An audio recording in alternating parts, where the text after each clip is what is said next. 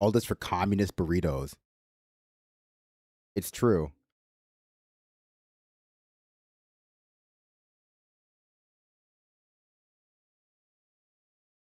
Super heinous. I feel like I'm always being targeted for covering right wingers and their food choices. This is what I get though. Let me see if the actual stream went down on YouTube. Of course it did. Of course it did. Always does.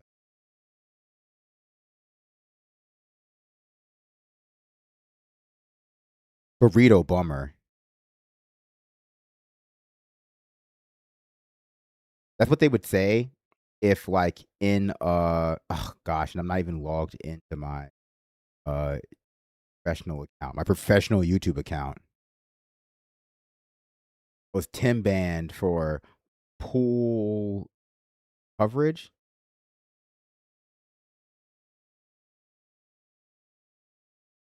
Oh, is there a Candace video about burritos too? Is there like a whole burrito extended universe? Well, then we're gonna have to cover that. We're gonna have to cover that for sure, for sure, for sure. Oh, there was a whole new stream, of course.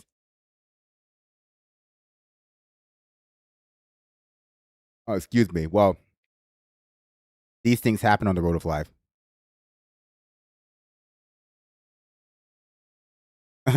Sorry, but after 25K, the production got low. No internet, no mic. Yeah. Although that does remind me, now I could possibly go back to getting normal internet because I was able to restart my account. I have to sort that. Ah, well. Before I got unceremoniously thrown off of my own channel by my own internet, it was I was reading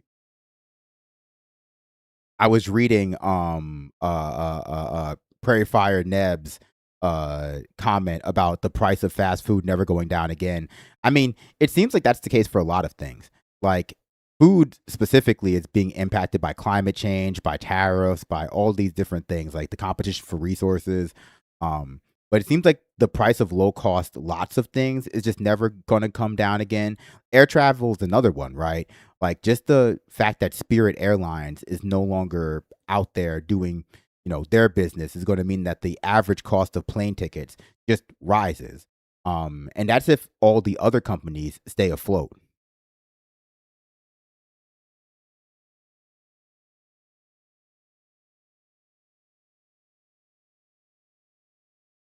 Which they probably won't.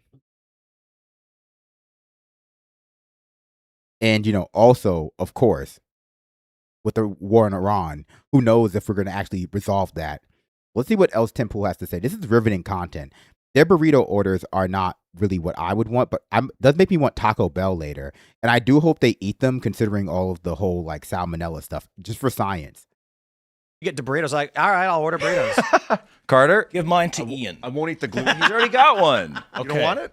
I'll eat it after Save the it show for as well. later, yeah. Whatever one nobody else wants, I'll take. Well, I Between got more. $740 and $1,200. Okay. 740 to 1200. Yeah, it depends. It depends what you have. So, chicken and steak. Phil, do you want Oh, wait, another check it out. Well, no, I always burrito. Chicken or steak with rice, beans, cheese, and sour cream is 1,000 calories. So I was right. Chicken cheese. Whenever you start adding cheese and sour cream. Sour cream, yeah. Yeah, you get those numbers way up. Man, it is the age of cooking is upon us. Was this fucking Bally Totals Fitness podcast? They're counting calories on the Tim Pool show. Like, it's okay. Sour cream. Sour cream, yeah. Yeah, you get those numbers way up. Man, it is the age of cooking is upon us with Putin. I saw him giving a speech to a bunch of college kids. Cooking with Putin? Yeah, cooking. Now that'd be a show. Based reality show. But it was like 8 years ago. It was before Biden got into office 7 years ago, and they were like, Vladimir, how do we become best men for our country? They're asking Vladimir, and he's like, learn to cook. He tells all these young men, learn to cook. Oh, really? And they laugh at him because they think he's joking. And then he gives them a death stare, and they're like, absolutely serious. National security and for your own livelihood. So he literally says, let them cook? No, learn to cook. He tells, let him cook.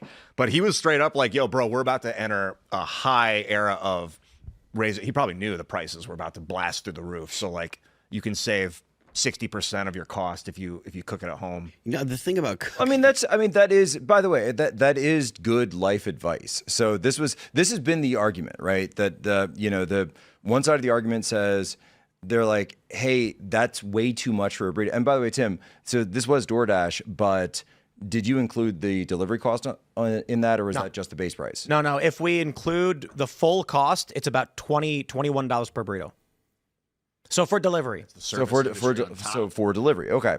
So Now, if I was going to get in my car and drive there, I mean, the total cost of gas is going to be like $1. now you're time spent, gas and time though. So if I was going to drive and it's going to take me about a half an hour there and back, well, actually, maybe a little bit longer. It's about 15 minutes there. I'm sorry. What is this whole segment about, though? I get that you should learn to cook. I guess, yeah. But the price of groceries is also going up too. I mean, I guess I'm just confused what this is about. Like, it's a good deal because it's like good in terms of how many calories you get for the $12 to $21. They got a pretty wide range of costing burritos too. So I'm just kind of lost. I find myself lost in these Tim Pool clips a lot.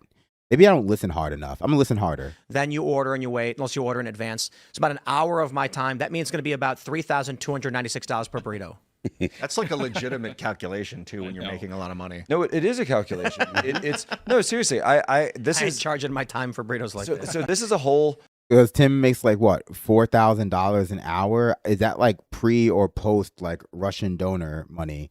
Because he doesn't talk like he makes $4,000 an hour. I'm gonna tell you right now, Tim Pool is always complaining about money. Like or because he has like 21-person security team comprised of ninjas from the Hand in the Foot Clan, both clans working together for the first time in modern history. And so I guess $4,000 an hour doesn't go so far when you need a whole, I don't know, battalion of ninjas to protect you from people shooting outside your home one time per year. But he doesn't. He sort of complains about money like someone who doesn't make $4,000 hour. I mean, if I made $4,000 an hour, you wouldn't hear me complaining about money as much as he does about clicks and views and like always comparing myself to Candace. I just probably wouldn't bother. He's always pocket watching.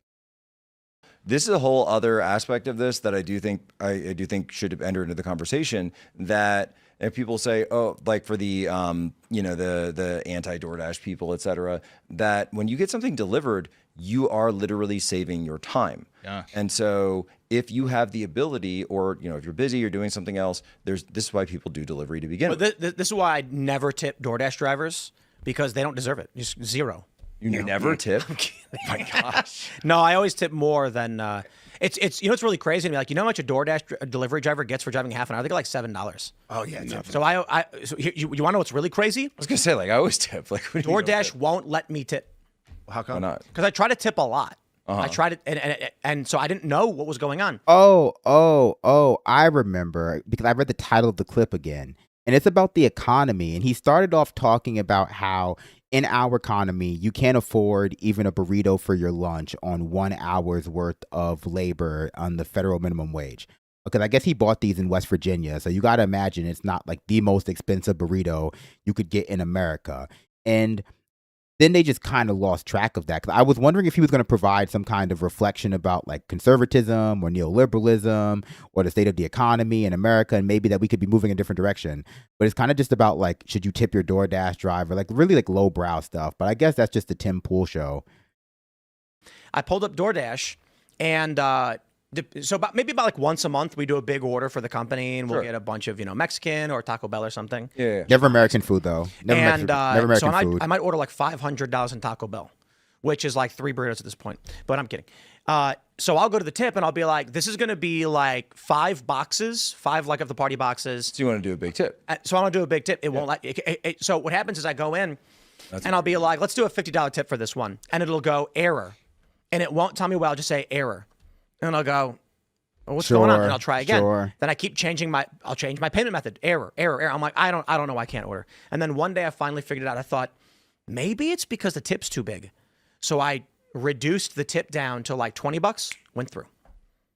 I will say, actually, that I guess does happen on some tip apps. Someone asked if there's DoorDash in Europe. In my experience, the only delivery app that is cross-border consistently is Uber Eats. Like, you can order Uber Eats in basically every country.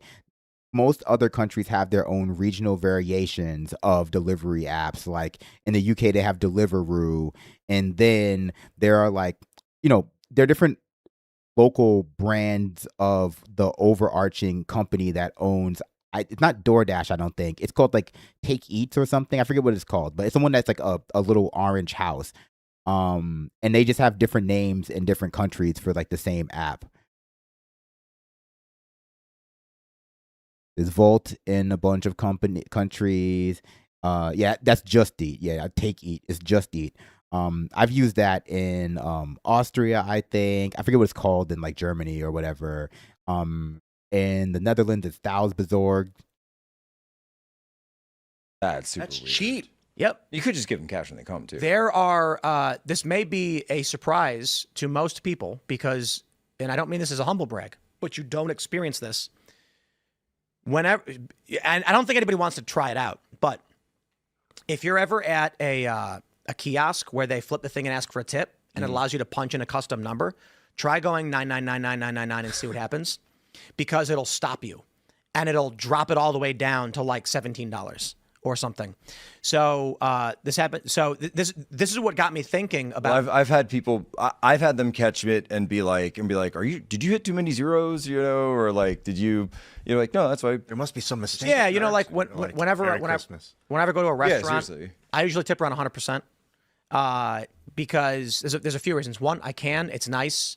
The people are very happy and they're happy to see us, and we want to be good to the community and we want to be good. And you know, I am blessed, so I shall bless others. And also, you just you know, you want to spread good. You know what I mean? Like, I'll tell you the story. I was in a cab. Well, and you know, presumably, if you're around here, you're going to go back to the restaurant. Yeah, they all know me. They're very happy to see me. Yeah. But here's the So now this is all about how much more money Tim Pool has than you. I guess Tim Pool's content is not as failing as the Daily Wire, which is good because he's still tipping 100%. I don't know how much Ben Shapiro was able to tip. Probably like not any at this point, given how he's doing over there. But I mean, is this really the segment you want to make when everyone's suffering? Like, you humble bragging about how much burrito you can afford? Like, yeah, you guys are probably like suffering out there. You guys, if you work an hour in the coal mines, you're not going to be able to afford this. But every so often, I drop $5K on Mexican food. You know how much you hate those Mexicans? I drop $5K on their food just to flex on you. You never buy American. The other thing, too, is like you get perks, right? So when I walk up to the steakhouse, they say, Mr. Poole, whenever you need a seat, you can sit here. Like, you're very kind to us. And I'm like, you know, it's like, but let me tell you a story. I was in Manhattan. And getting a cab from Manhattan to Brooklyn sucks because they can't pick up fares in Brooklyn. They have the green cabs and the yellow cabs are separate. Green cab is outside of Manhattan. Yellow cab is inside Manhattan. I don't know if they still do it this way. This was 10 years ago. I actually didn't know that. I would take Uber. Yeah, so I'd use the app. Cab would pull up. Well, that was the whole medallion thing, right? And that's different. Like, Medallion's good for the city. It's just they restrict boroughs. Okay. So the cabs will pull up and they'll roll their window down a tiny bit and they'll say, where are you going? Right. And they're not allowed to do this. And then you say Brooklyn, they speed off. Because if they go to Brooklyn, they can't get a return fare, so they're going to lose an hour in traffic. So I get a car, and I get in, sit down, and close the door, and he goes, where to, boss? And I said, here's the address. And he went, pissed. Starts driving. He's pissed the whole way. No, he's right. Like, cabs don't want to go out of certain areas. I don't know. I can't speak specifically to what he's describing. It wouldn't surprise me. But yeah, they don't like to travel outside of their area because it does get, harder to get fares back. I just find this whole story segment to just be so interesting. Like, Tim just loves to have most of this show be him big leaking his guest and his audience. Like, do you guys see that? Like, oh yeah, like I was just in New York dropping some money. He's gonna talk about going to like a steak dinner at a really expensive steakhouse probably. Like, he just really wants you to know how successful he is. Like, yeah, like I don't know if this is a humble brag. Sorry about my flexing. I bet he's gonna talk about like gracing this cabbie with like a big tip. Like, is that really how the economy's doing, Tim? Burrito sparks massive debate over the economy. Is this really a massive debate over the economy we're watching? He's muttering to himself. He's furious. He's just talking trash, just under his breath, driving like a dick. So you know what I did? You know what I did for this guy when I paid and it said tip?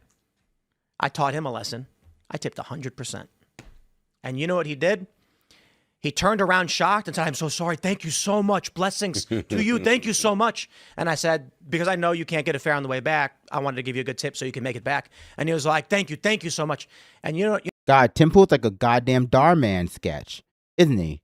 Like being around Tim Pool must be like being in a fucking 24/7 Tsukiyomi Darman sketch where he's just constantly blessing people who think poorly of him because he's dressed like this, right? Is that what I'm supposed to guess? Like, that guy picked him up and he's like, this guy can't possibly have money because he's dressed like the poor kid on a 90s cartoon show.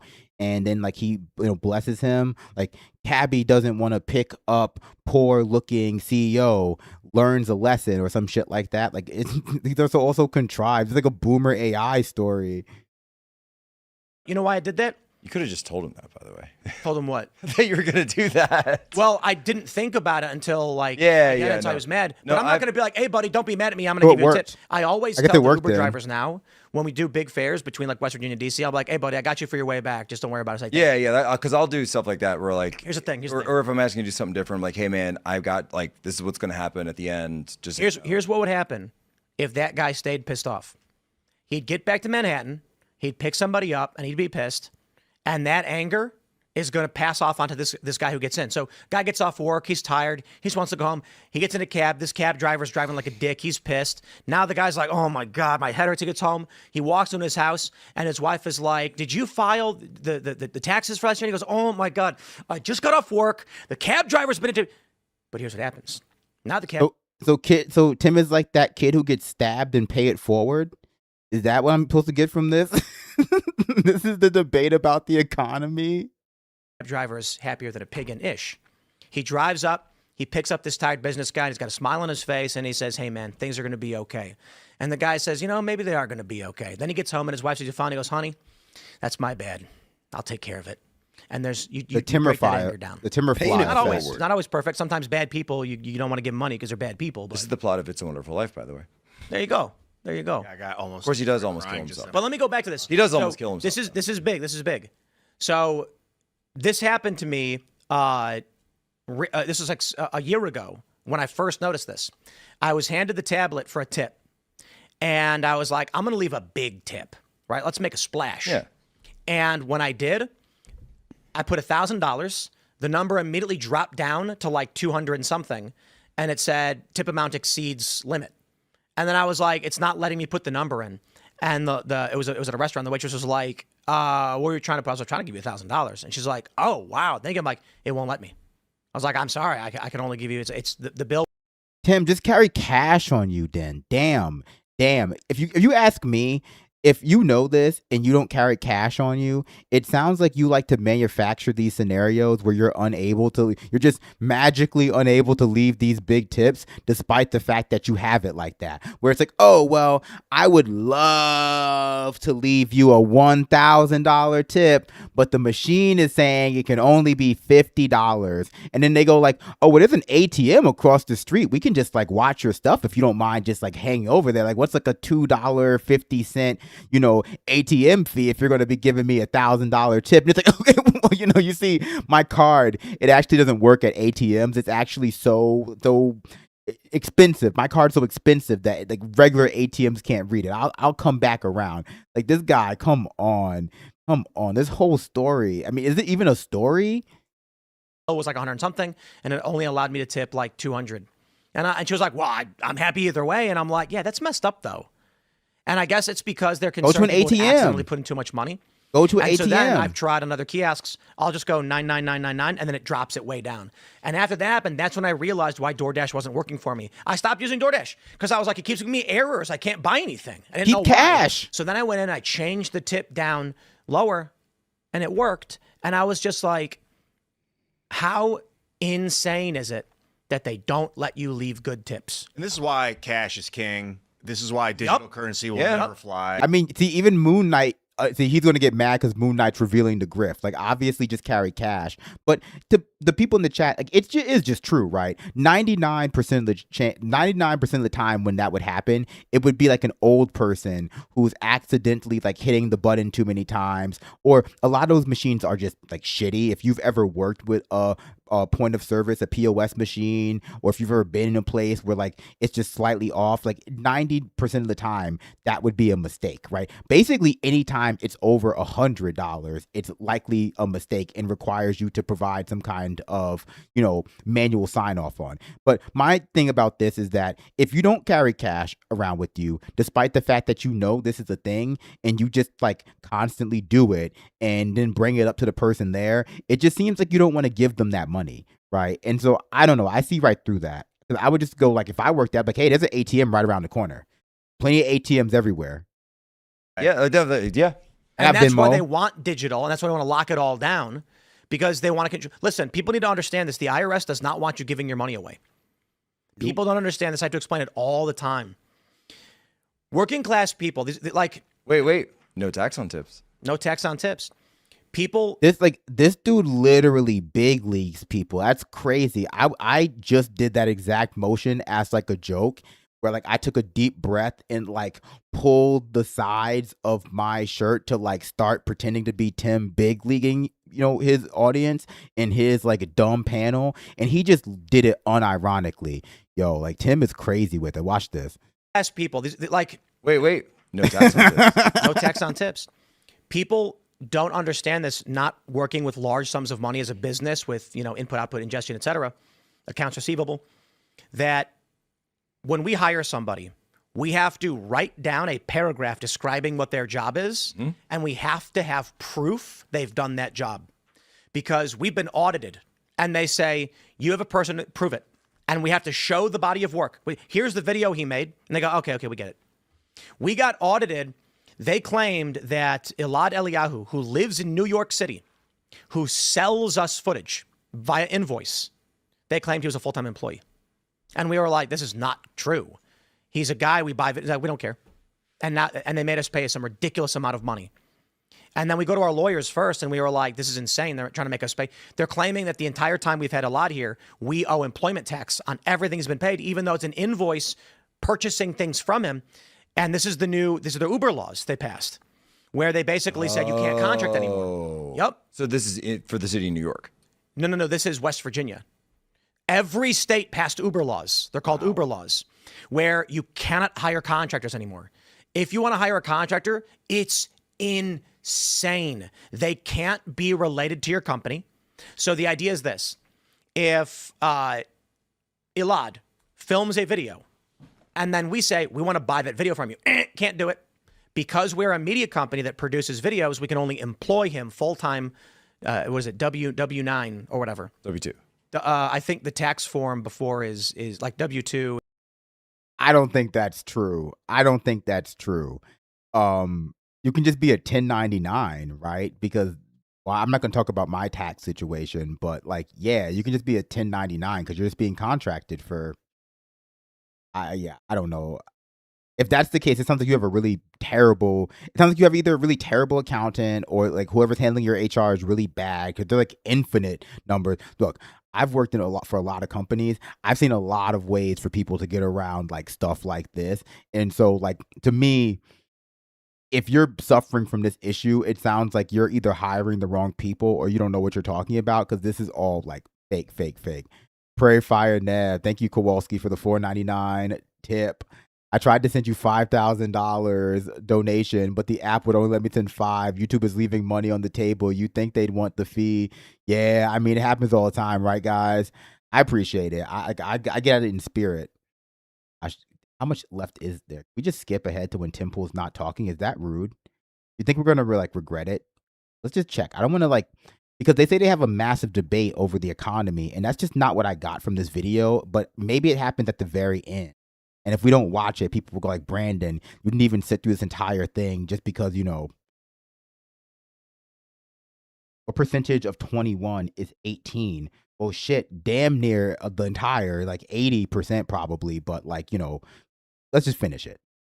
We've recently upped our security. I'm not going to explain exactly how, but Sometimes when I have like someone who's never driven here before, I try to like I have to like I explained it to them before they arrive, and I always think they think that I'm joking, and then they actually get here and they're like, "Wow, he wasn't joking." I saw the new security today, and it surprised me.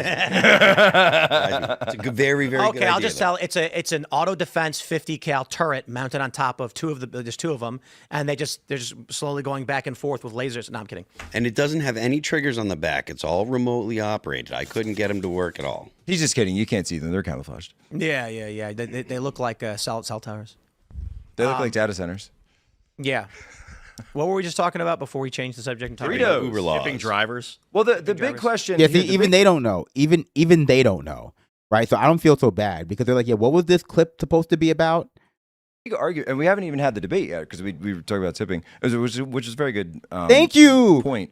But, Okay, I feel the vindicated. real question, I think, too, is, so it's this debate on, should you just suck it up and eat the expensive burrito, or should you suck it up and be forced to eat at home? Like, should you settle for less, or this third option of like actually making things better for people? And ultimately, this is what the socialists are offering. They're coming out and saying, we will make your life better. Yep. We will screw over those companies that are doing all of those things. They're going to lie to you and say that all the prices are the fault of the companies, and the companies are evil. They're not going to bring up any of the government things that we've been discussing. No, the government things you've been discussing.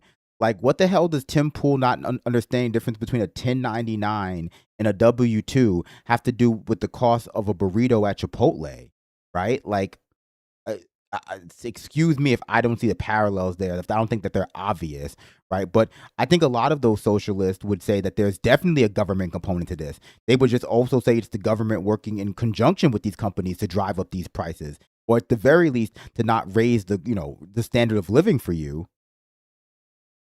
Not to mention the Federal Reserve or whatever else you want to talk Yeah, they're about. gonna promise to make things better, stores, like unlike what we different wanna things do. going on that drive inflation. But the point being is if you're sitting there and just telling voters in an election year that you need to settle for less, you're going to lose. Yes. You're going to be electorally slaughtered at the ballot box. And you probably That's your should, politics.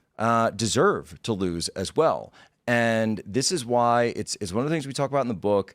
And it's that socialists always use a grievance that is real. Sometimes, I mean, a lot of the time they make up, grievances as well. But here's my point. They use real grievances He's and then defining come up with fascism right solutions now. that sound Pure like they're projection. palatable and sound like they're popular. And this is why they run. Vladimir Lenin, when he was with the Bolsheviks, right? He didn't run on the Red Terror. He ran, when I say ran, built the movement. He built the movement by saying peace, land, bread. Yep. By saying we're going to end the disastrous foreign war that's unpopular. We are going to offer land reform, which might be like rent reform or housing reform, you might say today, and bread, literally free food, almost like free grocery stores. Where are you guys hearing all those things today? Yeah. That's literally the same thing you're hearing from the socialists right now. Thanks for checking out this clip from Timcast IRL. Sounds great.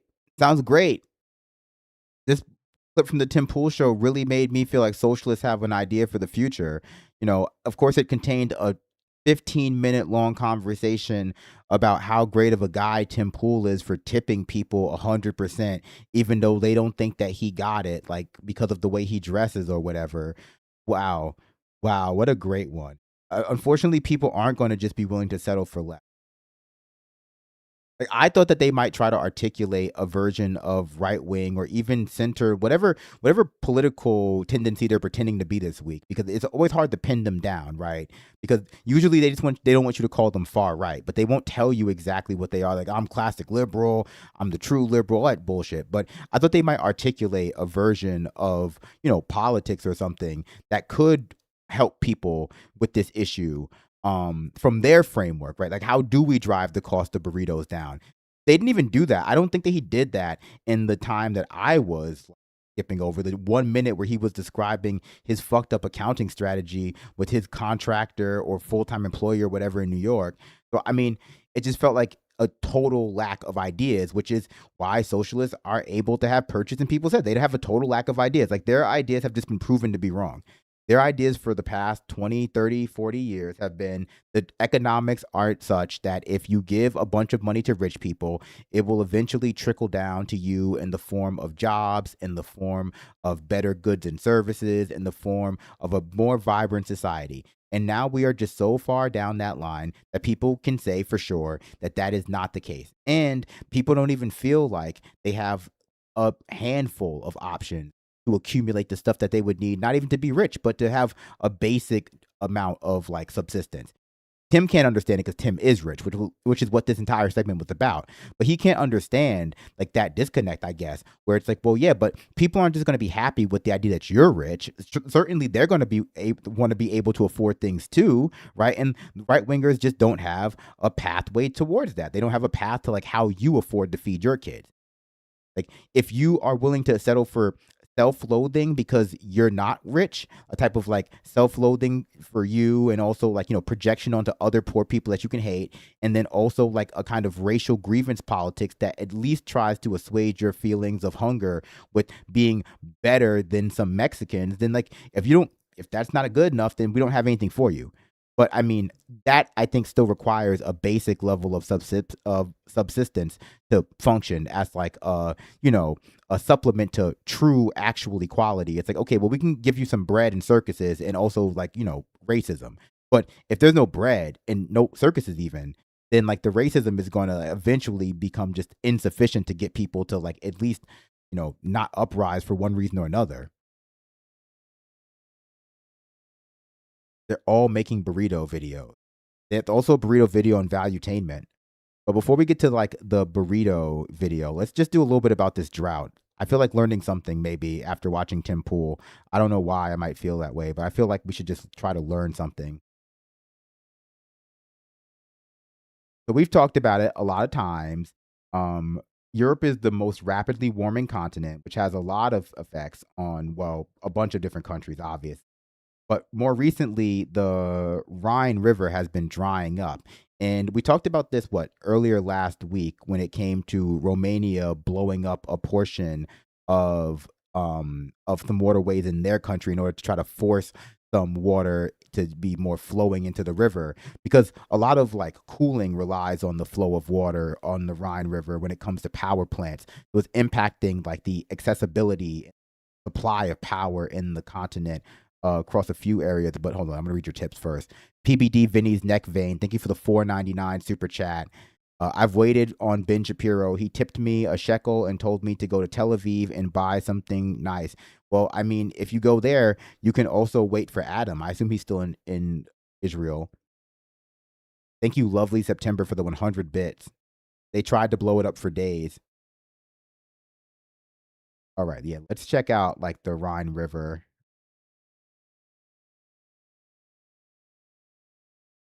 Oh, I ended up back on my account without. Germany's Rhine, receding water and dry banks. At the town of Kaub, the river is at its lowest on record.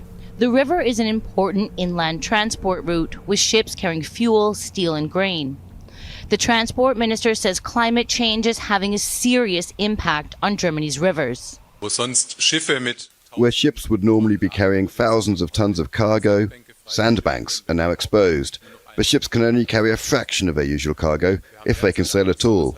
We're currently facing a particularly challenging situation with its extremely low water levels, a real challenge for our economy and our supply chains. And away from the riverbanks, the dry conditions are causing other concerns. Extreme heat, dry conditions, and low water levels are affecting more than just industry here. Farmers say the conditions are affecting their crops, and that could mean smaller yields and higher food prices here, including on the German staple, the potato. And also for grains like corn. Und jetzt Here you can see the corn plants that have been directly damaged by drought and what they look like this year. You can also clearly see that there are no ears at all. The plants tried to form ears, but because of the lack of water, they were unable to. And if you look through the field, not a single plant has an ear. Farmers say these parched fields are a sign of what's likely to become a dangerous pattern that could threaten food supply. The fact that we virtually had no rain in our region for 2 months was catastrophic, especially for grain. We have recorded some of the worst grain yields since records began. It's hard to find optimism here. I'm muted. Brandon, what sucks is the massive drought in Western Europe could be alleviated with Ukrainian grain, but there isn't a big enough rail network to move it. You need river transit. Yeah, I think that the transit along the river, something we covered last week too, that it had been impeded because there are just certain amount of water depth that you need to be able to even move some of these large ships. And so they can't pack them fill. I don't know in the case of the Ukrainian river situation, but in the previous story, they were forced to bring fewer, lighter loads more times just by nature of the fact that the ship couldn't sink lower in the water without hitting the bottom. Europe is the world's fastest warming continent, and next year is likely to bring more extreme heat and drought. Rebecca Collard, Al Jazeera, Berlin. Okay, you're up to date. The news continues after counting. Yeah, there's dry conditions everywhere, especially in the U.S. Colorado has been hitting terrible drought. We were talking about the Puerto Rican drought earlier as well. Gosh, Todd Bland. Here's another video about there was the severe drought in England. But here's another video about the drought in Europe's river impacting the waterways. Impacting the energy supply.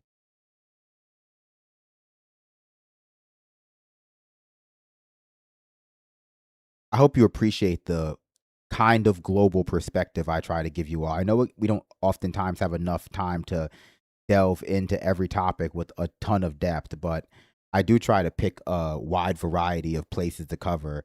We should also maybe talk about the fact that the new president of Colombia has come into power, Abelardo de la Espriella, the right-wing Trump fan, Trump voter even, because he has dual citizenship, I think, in the U.S., and I think they've already secured a $1 billion loan package or aid package from the United States for military purposes. So maybe we'll have time for that too. Explosions on the Danube. Europe is in a battle. Oh, yeah, it was the Danube for water. Last week, yes. Here in Romania, the Navy is blasting rocks from the riverbed to push more water towards one of the country's most important nuclear power plants. The government has already declared a state of emergency and urged residents to use less electricity. Further upstream in Hungary, a similar picture. The country shut down 3 of its 4 reactors at its only nuclear power plant for the first time in its 44 years in service.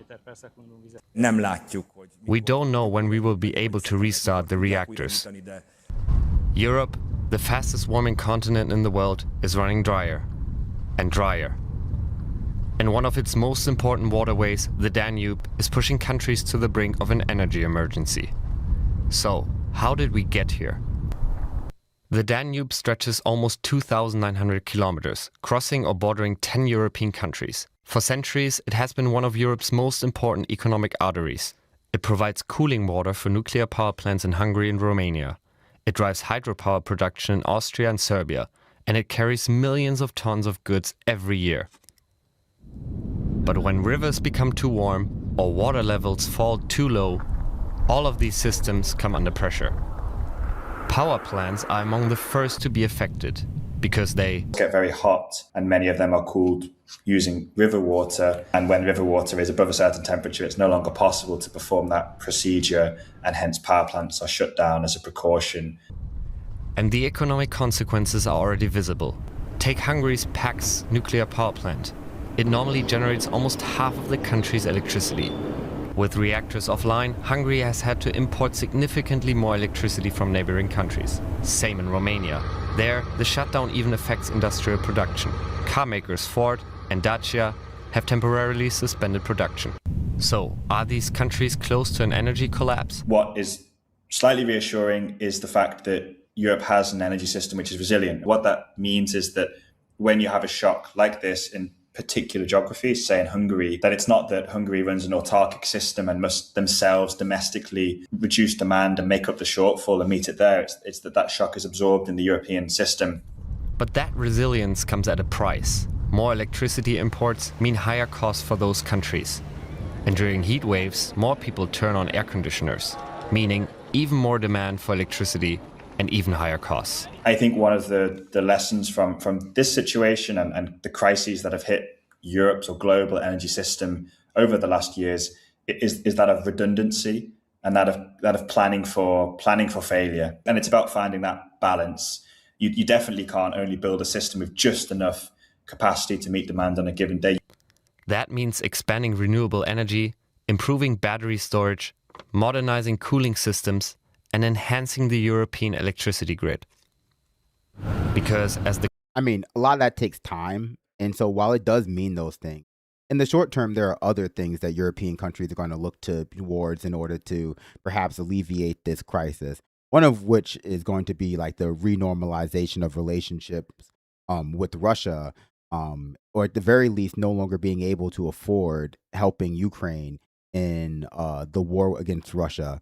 And I mean, some countries are already calling for that. Who knows how bad it will be if the Strait of Hormuz doesn't open up soon. But I guess we're going to find out. I mean, we're going to find out because the Oman-Iran deal seems to be in its finalization phases. And we'll just have to see if Trump is going to be willing to surrender actually this time. Although from what I've heard from sources, he's moved more assets into the region. But that could just be in order to like put more pressure on Iran for this next round of negotiations, which will have to happen. And of course, he will have to make even more concessions to Iran than he made in the previous surrender document. So, I mean, personally, I don't think he's going to be ready to surrender this time, but we'll see. I mean, certainly the market seems resilient. The price of oil is not as sky high as you would imagine it would be, but that can't possibly be because of irrationality. I've been taught that markets are very rational. You guys the know climate that changes, too? European rivers like the Danube can no longer be taken for granted. Do you guys know about these markets being rational? Gosh. Huh. What next? What next do you should we do another one of these burrito videos? No, let's check out the Valuetainment. Although I do think they have a burrito video. I've been upsetting you guys enough. So let's turn to Valuetainment and see what they're up to. Bleak. When I search Valuetainment, it automatically shuttles me to the PBD podcast page. And then I have to go to Valuetainment at the bottom and click it manually. I don't know why that is. I don't think Trump is ready to surrender. I think that he wants it to be over. And so he gets into his head that he's fine with it ending, but does not really think far enough ahead and go like, but how is this end going to look to people? Because once it becomes clear that Iran is going to get control of the strait, this is what happened last time too. It happens every time. People will start to talk about it not being the right time to surrender. This is bad. And we never even make it to the phase where Congress might even want to speak on it, right? Finally be forced to like do something about the war besides like symbolically do something. It just kind of dies at the can't get Israel under control. Fox News, starts to put pressure on Trump phase of his, psychic resistance to outside influence. He just fails on that part. So for me, I mean, I don't see why that would be any different this time.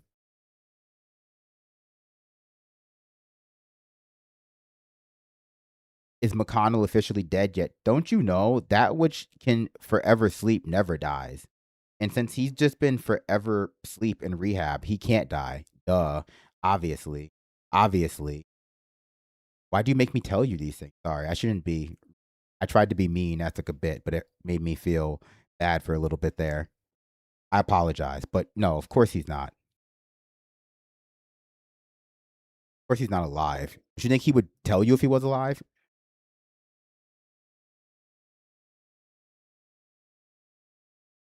He's alive in every memory you keep in your heart of him.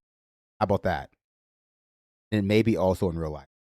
His staffers sure still get paid. Mr. Rogers or Hezbollah, first Muslim Senate candidate wins Michigan Democratic primary. God, I bet this is going to be almost as racist as it is stupid. But it's definitely going to be a lot of both. Also probably incredibly scatterbrained. Look how wide-eyed PBD looks here. Like, oh my God, I can't believe it's not Adam, it's Vinny. Vinny's saying something so dumb. But let's check it out. Mr. Rogers or Hezbollah, first Muslim Senate candidate, wins Michigan Democratic primary. This is what I was waiting for. I don't know who their guest is. We'll find out. In Michigan, there's a guy named Abdul El Said who won the Democratic senator primary race, and there's been a lot of controversy behind it. One of the things that's very interesting is with this guy, he is telling a story about how his Instagram algorithm, all it does, I want you to watch this, and this went viral. At first I kept seeing this guy like this, and I'm like, why are they showing this video? Wow, this really is scatterbrained. I kind of just said that because I couldn't think of a thing to say to finish it, but wow, that was scatterbrained. So he has an OnlyFans, or does he have an Instagram? Or does he have an Instagram that is just full of OnlyFans models or something like that? Or did PBD have a sort of Freudian slip because he's addicted to like OnlyFans stuff? Viral. At first I kept seeing this guy like this. And I'm like, why are they showing this video? Why is this going viral? This guy's a pretty smart guy, by the way. I think he won valedictorian when he graduated. He's not a life, but I think he's a doctor. I think he's done stuff. So it's not like he is very well spoken. But this is articulate. One of the things that he said that is just extremely funny, and everybody retweeted and said, should we tell him? Watch this clip. Go for it. Think about if you're on Instagram, my team has access to my Instagram account. And like the things that I actually look at on Instagram, right? Of course, we get served that on your For You page. But then like every third video that scrolls on its own. I like that he's buff. And I like that he's talking near a power cage. You know, if you had told me this about him from the beginning, we would have been covering a lot more of his talks. I prefer a black power cage, but blue is fine too. Yeah. I like this. I like this whole setup. Is going to be some OnlyFans model. And it's because it clocked me as being a 40-some-year-old man. Did you guys get it? It clocked him. Yeah. It clocked him. So is that true for him? That's what he looks at. No, but what he's saying is, I don't know if you know. That's what he looks at. That's what he looks at. He just Yeah. said, I look at porn. Antonio, please check what Vinny's explore page is. Check your phone. What do you? No. I'm asking. What do you think you're going to see on Vinny's phone? I would What do say you think? legs and. Oh, what do you see? What do you see? That's it.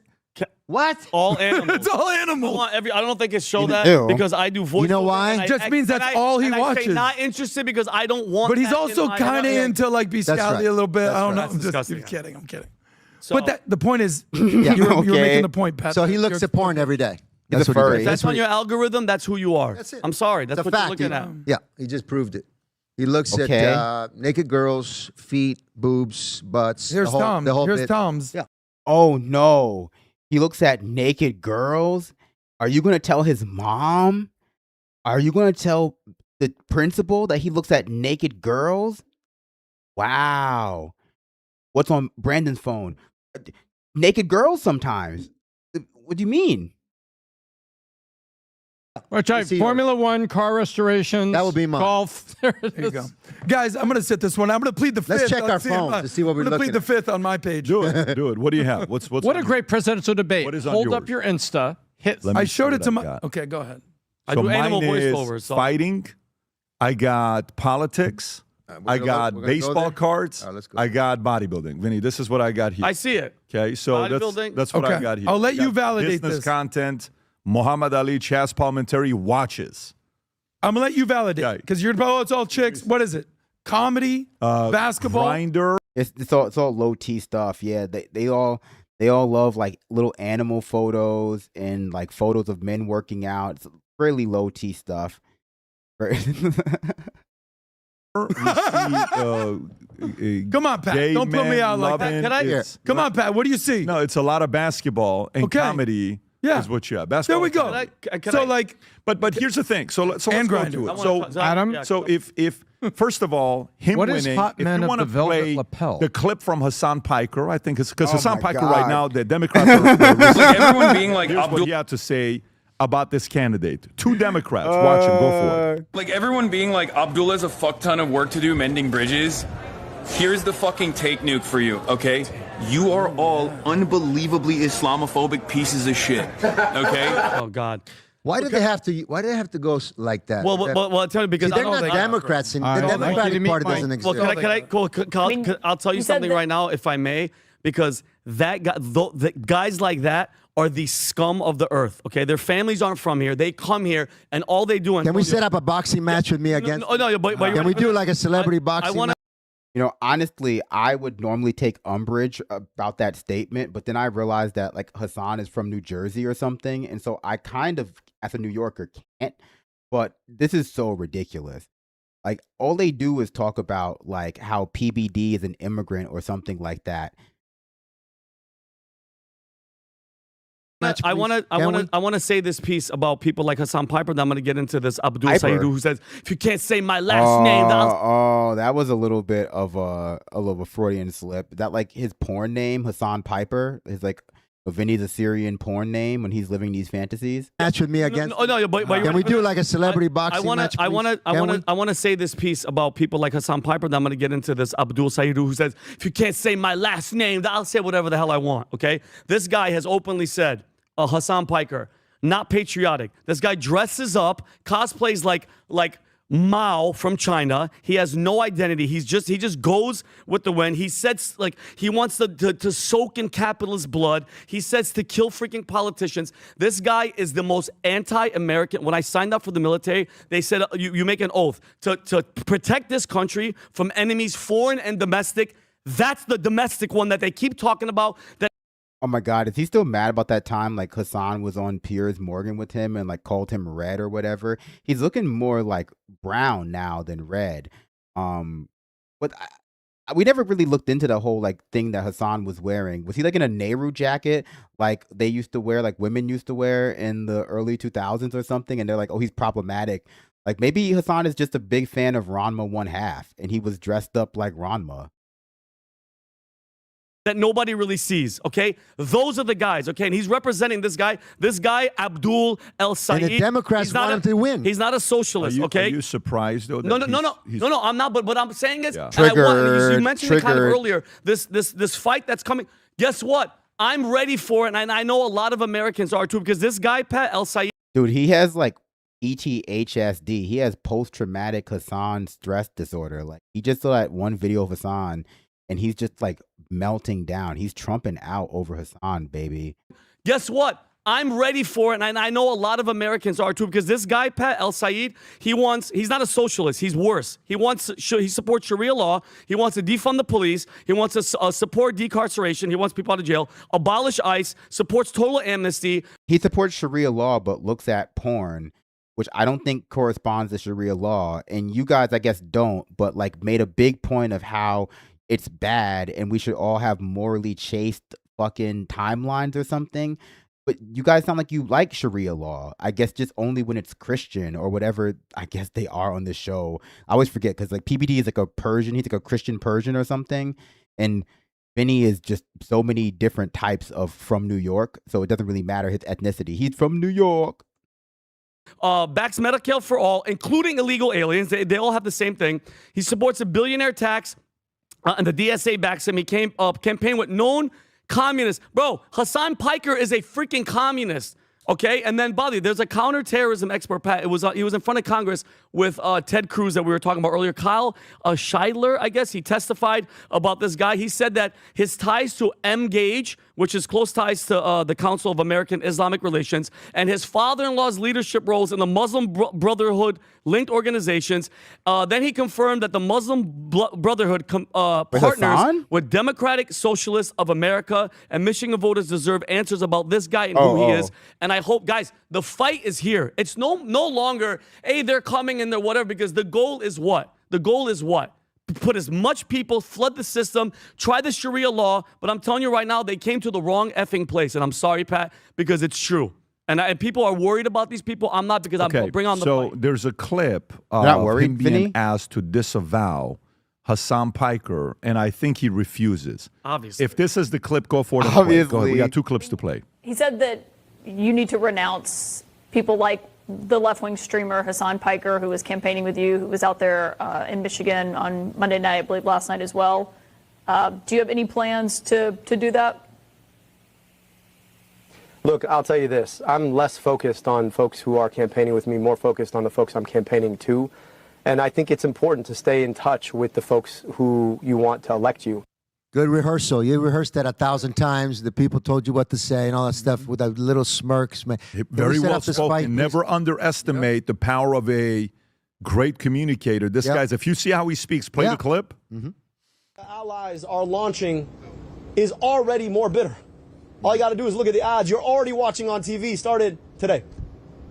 You know, they think that you want to use my whole name against me. Mike, listen, man, if you can't say the name, it's Abdurrahman, keep the name out your damn mouth. Blue Ray, man. Look who's clapping. Look who's clapping. White liberal women. Look who's clapping there. Yeah. Look, they're so happy. They don't even understand what he said. Be like, oh, yeah, whatever. Where's the Middle East? Yeah, they they didn't understand what he said. That's why they're clapping, and you guys are booing because I guess you understood the implication of it, that like we're all going to be giving into Sharia law. I just find it so weird because doesn't Vinny like speak Persian? Can he not say that? Like Vinny is always trying to, like, no offense, shuck and jive for this audience, but like Vinny is not Italian, right? He's Assyrian, like he's also from there. We've heard him speak fucking Persian with Pat, right? Is that like not what he's talking? So there's no way he can't say some version of that. Like he just pretends like he can't. It's so like lowbrow to be like, you can't say that because you don't want. It'd be different if you were like legit American and you have trouble pronouncing words. And if you were trying earnestly or even had like a coping mechanism for it. But he can pronounce that shit. Like I can't, but Vinny could. Between him and Mamdani is able to hide his rage and anger. Of course. This guy's rage and anger comes out. Yeah. Open door. This guy's rage and anger comes out. So we'll see. I mean, look, the person he went up against, Adam, you were saying she looked like who? What did you say his opponent was? Look, the girl that he beat in Michigan is like a female Chris Farley, they say. But she's entertaining, the Haley Stevens. How much money did she spend? How much money? But this should be a warning. Like, they spent so much money on her, and you didn't win. This is the epitome of the Democratic Party right now. Michiganders, what's going on here? No, but Adam, Haley Stevens here. No. We have to beat this Muhammad guy. Yeah, but no, literally. Do we? I mean, there's footage of it. But Adam, prove me wrong. Could I ask you a question? This guy Abdul Muhammad is going to come. This race sounds awesome. Maybe we should cover more American races. So, like, we had this like huge buff Muslim doctor who makes the PBD boys freak out up against like Lady Chris Farley. Like, you guys should have mentioned that. You guys really buried the lead about this race. You guys really buried the lead about this race, brother. It sounds like it was like a real hootenanny. Let me ask you a question. Can we play a video? How much money, Connor? Can you find out how much money? Yeah, a lot of money, Vinny. Play it. I am going to be working on our behalf. I am going to be telling the stories on our behalf. And you better believe I'm going to be doing it with a little bit of joy, a little bit of enthusiasm, a little bit of energy. Tommy's here. Don't get any worse.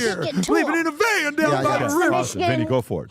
You're so it's getting stupid. worse. Like, I don't even know what my point was. Vinny, we got to get on the right track. Money was so raised. my point is, look at where, and we've talked about this before, I'm not going to beat a dead horse. Look at where the Democratic Party is right now. The person that they really wanted was her. That's why they put all the money, all the donors. You can't win with a guy because guess what? When we talked about the affordability and everything that's happening right now, this youth, these young movement, all those liberals and the people, I don't see any Middle Easterns. Where are all the where are y'all at behind him? It's a show. All white people and liberals that are going to be voting for this freaking guy because guess what the promise is? Free stuff and the hell with rich guys. Yes. Rich guys. People like Pat and Elon, they're the problem. Are you stupid? You know how many jobs these people are creating? You know God, Vinny is melting down. Vinny's melting down so much that he's like forgetting that he's a Syrian or something, right? Or is that not true? He says that, like, I don't know what is true about the PBD boys, because we only take what they say on the show at face value, and they seem confused a lot. They seem like misinformed a lot about a lot of stuff. And so he never claims to be Irish or Italian. He just kind of gives off that vibe. And then sometimes he speaks Farsi with Pat Bet David, who I know is from Iran, and he talks about being a Syrian. And now he's like, I guess, just trying to deny that part of his heritage. Like other Middle Easterners, like, brother, that's you. That he thinks we forgot. Now they're moving the markets. Tom. I know we want to move on, but words talk, numbers scream. How about some numbers? We can pick on her all we want. He beat her by 1.1 points. So let's subjectively look at her and say that's a weak candidate, man. That is not an inspiring candidate. And here's what happened. There was a surge in the remember, two things about elections: emotion, emotion, emotion, turnout, turnout, turnout. This was, ready for this, Pat? This turnout was the biggest turnout for a summer primary in Michigan history.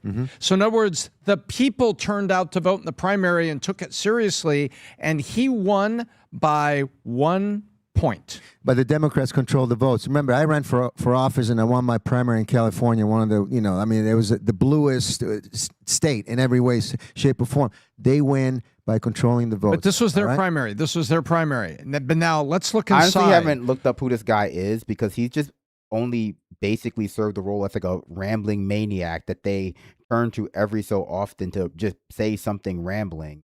But I don't see his name.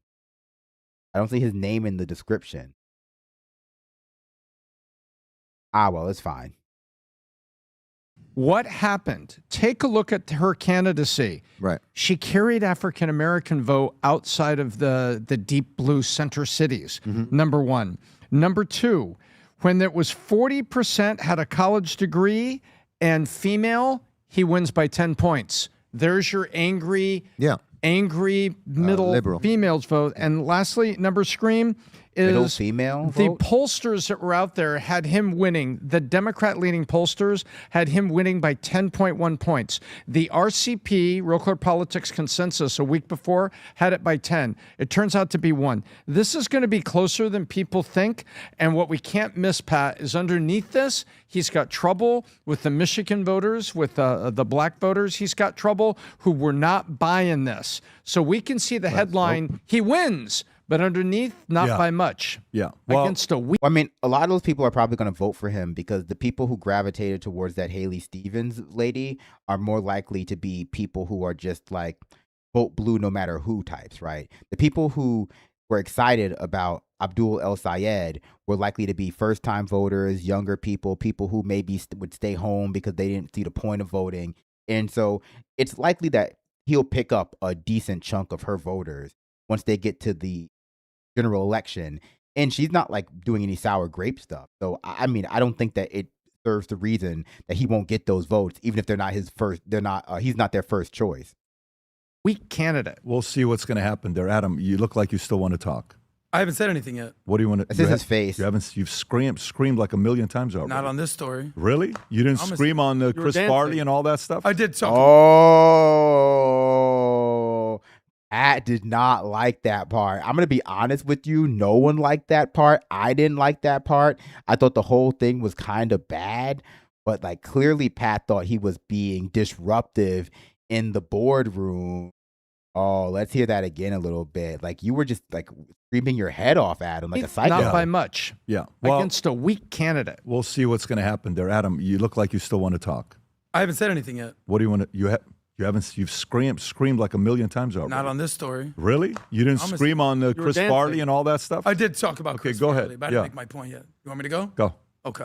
Well, you know, my dad is from Detroit. My dad's from Michigan. We've showed some videos here, which we can pull up. I actually respect this guy. Why do I respect this guy?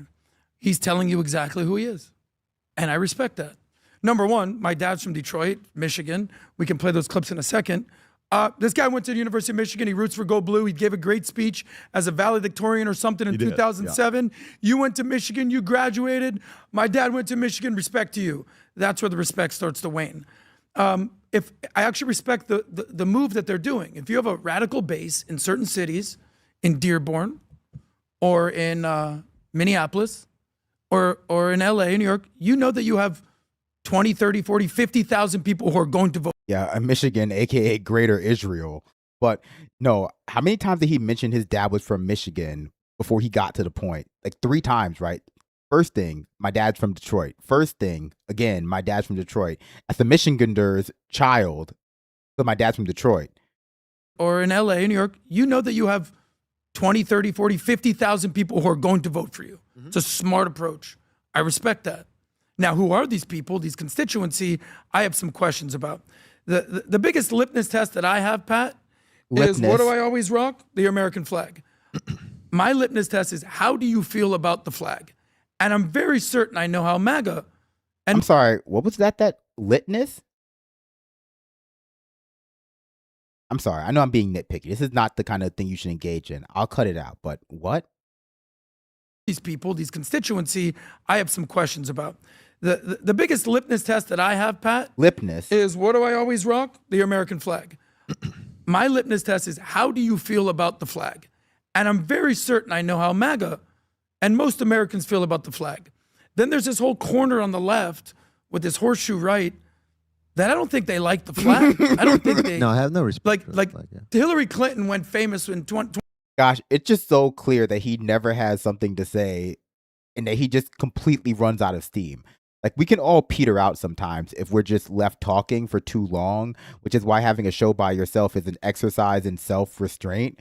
But he just cannot make it even 2 sentences into his points before he just totally like trips over his own shoelaces. And they don't stop him. They just let him keep going. 2016, what did she call the Trump voters? Yeah. The basket of deplorables.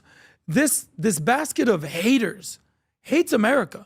They hate the foundation of America, and ultimately it's going to be MAGA. Why are they here? Versus the DSA, and that's what's going to happen. Now, this is what I saw when I went to Michigan. Just at the airport, I thought that I was in Israel, and I saw less of this. We played this clip a couple months ago. Detroit, and just want to bring you into speed on what's going on here. There's a couple other videos, but they're all full. Is he just like filming those ladies in like their outfits?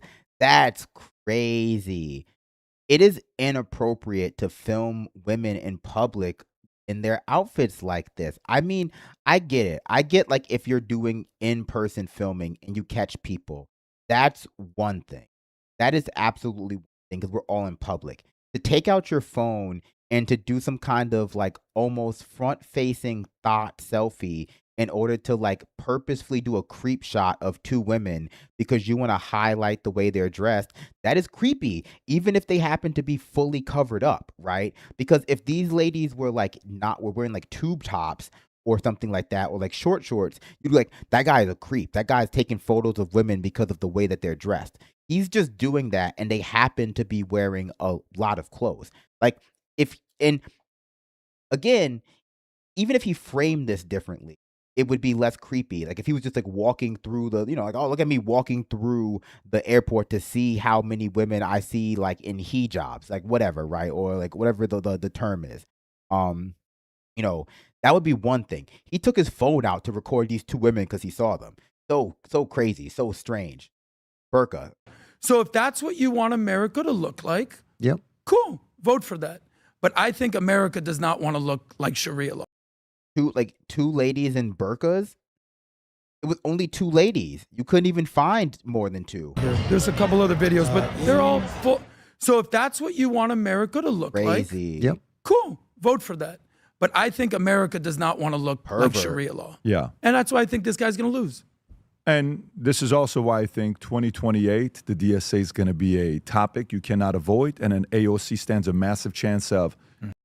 Damn, I just don't get it. I mean, does every woman have to be dressed for your approval? Like, does every woman have to be like someone that you can ogle? Like, can't there just be a few that, don't like?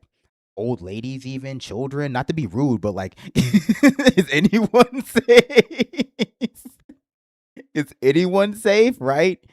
That's really creepy. I don't think he understands how creepy that was. I don't think they're going to fully understand how creepy that was either. But like to target two ladies for filming because of the way they're dressed, the framework of that is absolutely like super creepy. Like even if, like I said, if he was just walking through and happened to be filming and pointed it out, that would be strange and creepy, but it would be like less creepy than this, right? ESA is going to be a topic you cannot avoid, and an AOC stands a massive chance of being the candidate. Whether you like it or not, she's going to be formidable because Newsom's lied so much that even Democrats are getting tired of Newsom. Do you know the name of the candidate that's running against Al-Sayed? Who? His name is Mike Rogers. Remember that name? Mr. Rogers. He's like a typical Republican Mr. Rogers neighborhood. So in Michigan, they're going to have a choice between Mr. Rogers or Hezbollah. Yeah, but you know how you win these campaigns in reality? Because I ran it. How much money is he raising? If he raises $500,000 and the other guy, this individual that we're talking about, raises $1 billion. $1 billion? Why not? Well, I mean, we're talking tens of millions of dollars in this race. Yeah, but I'm saying no doubt. they raise so much money. Maybe the even girl I ran against that doesn't even live in my district. And she lives in Santa Monica somewhere else, but she was able to raise so much money in donors. 25. It's probably gonna be like something stupid, like a Hollywood jeweler, like one of PBD's friends. Like it's like, you know, Mickey V, like jeweler to the stars. Like you ever wonder where Travis Scott got his grills from? It's this guy or some variation of that.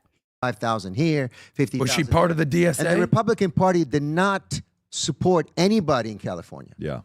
They don't get. California. I got like $5,000 checks from some senator or whatever. I mean, they get hundreds and hundreds of thousands of dollars. That's how you follow the money. We are officially 3 weeks away from the Vault Conference. 3 weeks away from the 3 weeks away from the Vault Conference.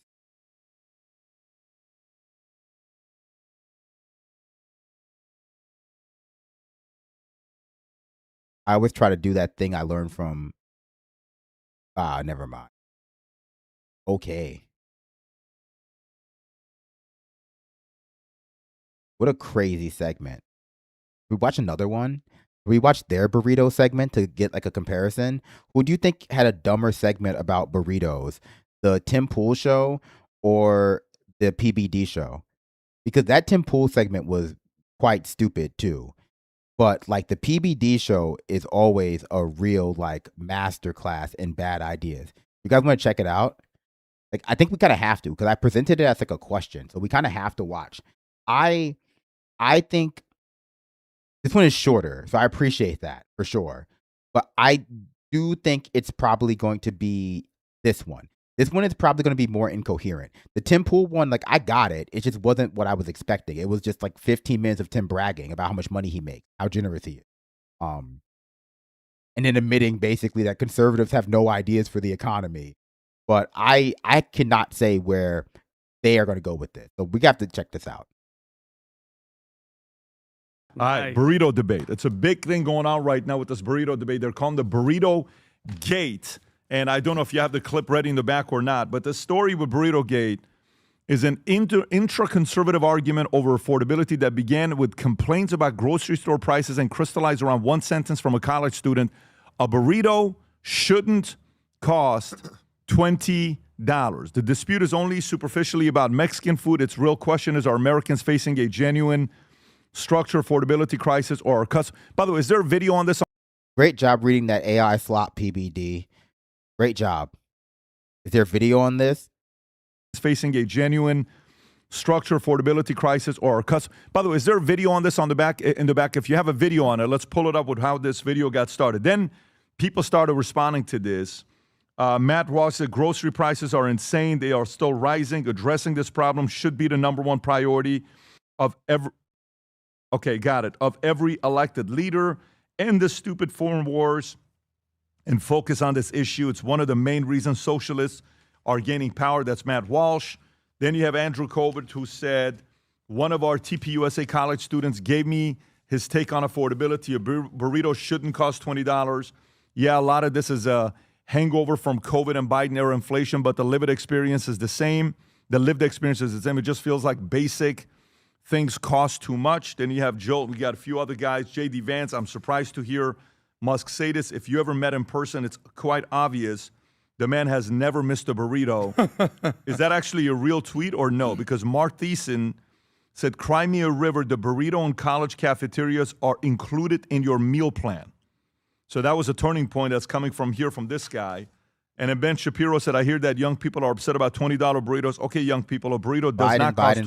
Biden. Exactly. Biden If you're burrito paying crisis. $20 for a burrito and you're BBC. not independently wealthy, you're doing life wrong. We have enough problems as a country without insane expectations that the government is going to provide us gourmet quality burritos. And Dan Crenshaw Gourmet said, quality burritos. Chipotle is a gourmet quality burritos. Remember how conservatism was supposed to make things affordable back in the day? And now expecting to be able to eat a flour or corn tortilla with like beans and rice in it is like a Michelin star fucking experience from like a slop restaurant. That's basically like expecting a Michelin star experience. Oh, I'm sorry, Duchess. I didn't realize we were going to Nobu. Gosh. About this dumb $20 burrito debate. So just thought I'd make the losers on social media angry before going to bed. Stop whining, get a job, eat ramen like the rest of us did in college on a budget with 4 roommates. The market doesn't care what you are thinking should cost. Only communists care. They set prices. Remember that then everyone starves. Are you a communist or are you even an American male adult capable of handling his own shit? So what are your thoughts, Tom, with this burrito story? So I think the Republicans that are quoted missed the point. They missed the point. If you were to ask me, my wife, Bailey, and Brooke, hey, is it hot out today? I'm the guy that loves summer. I deal with the heat, and it's okay. Brooke is the swimmer. There's 2 other members of the family that like the air conditioning in the summer and are not real summer people. So the word hot to everybody means something else. But if we're all in there and say, man, the air conditioning is not working, now you have a point. What's going on here? No. What the fuck? What? How did he manage to fumble that at the end? That was almost like fine because like, yeah, it's subjective. Like the cost of things being higher is subjective, and some people don't have any money. And, a lot of our audience are like 90-year-old boomers who don't buy burritos. They only eat like, I don't know, whatever Fox News prepper rations are in season this year at the local farmers market. And say, man, the air conditioning is not working. How did we get to this point? What? And are not real summer people. So the word hot to everybody means something else. But if we're all in there and say, man, the air conditioning is not working, now you have a point. What's going on here is Andrew Clovet went out, and it's one of these, TPUSA encounters on college campuses. Encounters. And a person like a says random this, event. and it was a rational person. Well, you have to step back from it. You don't say, oh, come on, man. When I was in college, I ate ramen noodles. Let me tell you, I got a college junior in Houston, Texas, and she tells me what food costs at places around. And it's up. It's up over the last 5 years. And she has a meal card, and she only uses that. She's very disciplined. But just going out, Chipotle or whatever, treating herself to a bowl, I hear the prices. Now, true, if you do a deluxe full... Nah, I'm to be honest with you. When your daughter's telling you that she's treating herself to a bowl, she is not talking about Chipotle, my man. She's in college. She's a college junior. Yeah, she's not treating herself.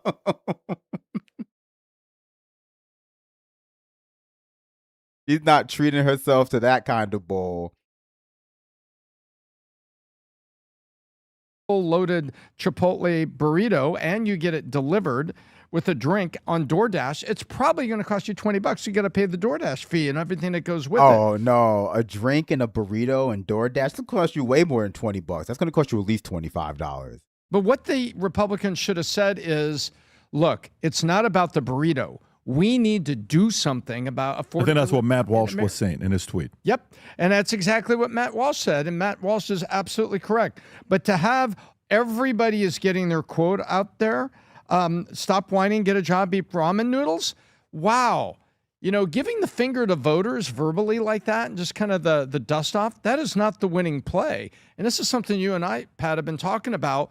You have to not only acknowledge the affordability, but we need to be talking about what Very to do Tom about it. heavy episode. So I just pulled it up right now, and I asked the question, tell me the average price of a burrito at Taco Bell and Del Taco, okay? Taco Bell is $3.75, and Del Taco is $4.25, okay? Right. I don't think that's what we were talking about. Taco Bell, the typical burrito includes cheesy, bean and rice, whatever, $1.49, bean burrito, $2.49, beefy 5-layer, $4.29 to $4.99, grilled cheese burrito, $5.49. I'm getting hungry, by the way. $5.49, $5.99. Cantina chicken burrito, $5.99. Del Taco, their most expensive is the deluxe burrito that goes all the way up to $6.49. The epic burrito, $7.99.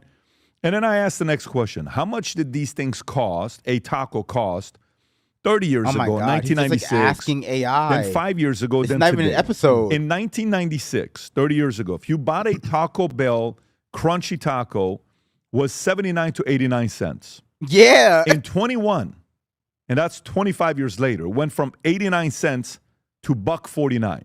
That's not a lot to go from 89 to $1.49. And today that $1.49 is at $2. So it's up 50 cents, 33% is up in the last 5 years. Del Taco went from 99 cents to $1.69 to $2.79. U.S. median household went from $35,000 a year in 96 to $71,000 a year in 2021, which means your income 2x, median household income, but the price of taco didn't 2x. So just so you know, the price of so it's actually the exact range. I'm sorry. Him leaving on like the part of the speech there made it really funny. The price of taco. He really like Tommy Wiseau'd that. Hear that again. God, this is only 11 minutes long. I feel like we've been watching this for a really long time.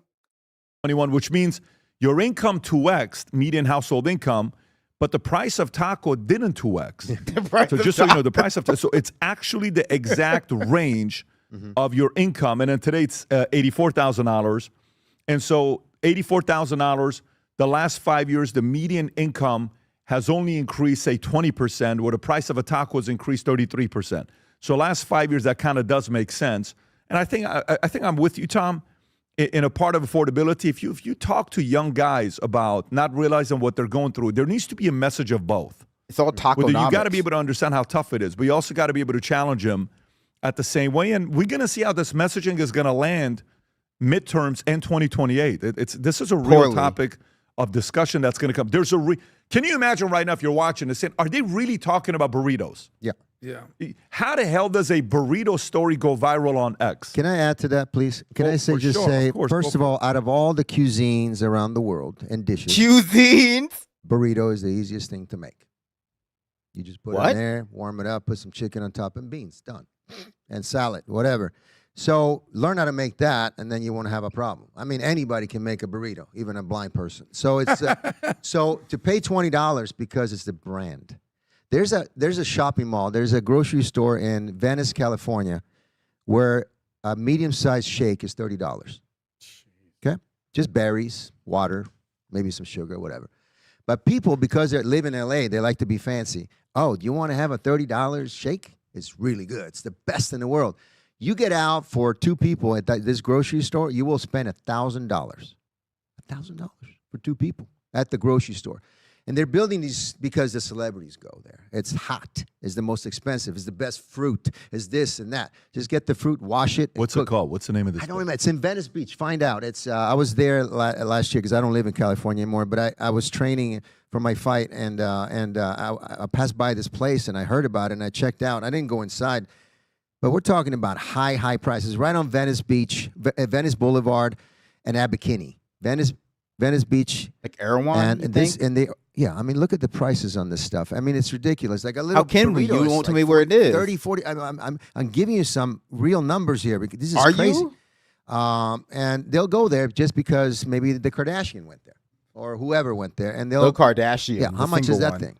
And I think it's another part to this. Oh no, Adam's So gonna talk. basically, I'm Gosh. just saying that it's about the Go make your own burrito. In other words, Make your own burrito or follow the herd and be a sheep. Adam. This is a burrito story, but it's not a burrito It's an story. affordability store. Yeah, Oh my exactly. I mean, gosh.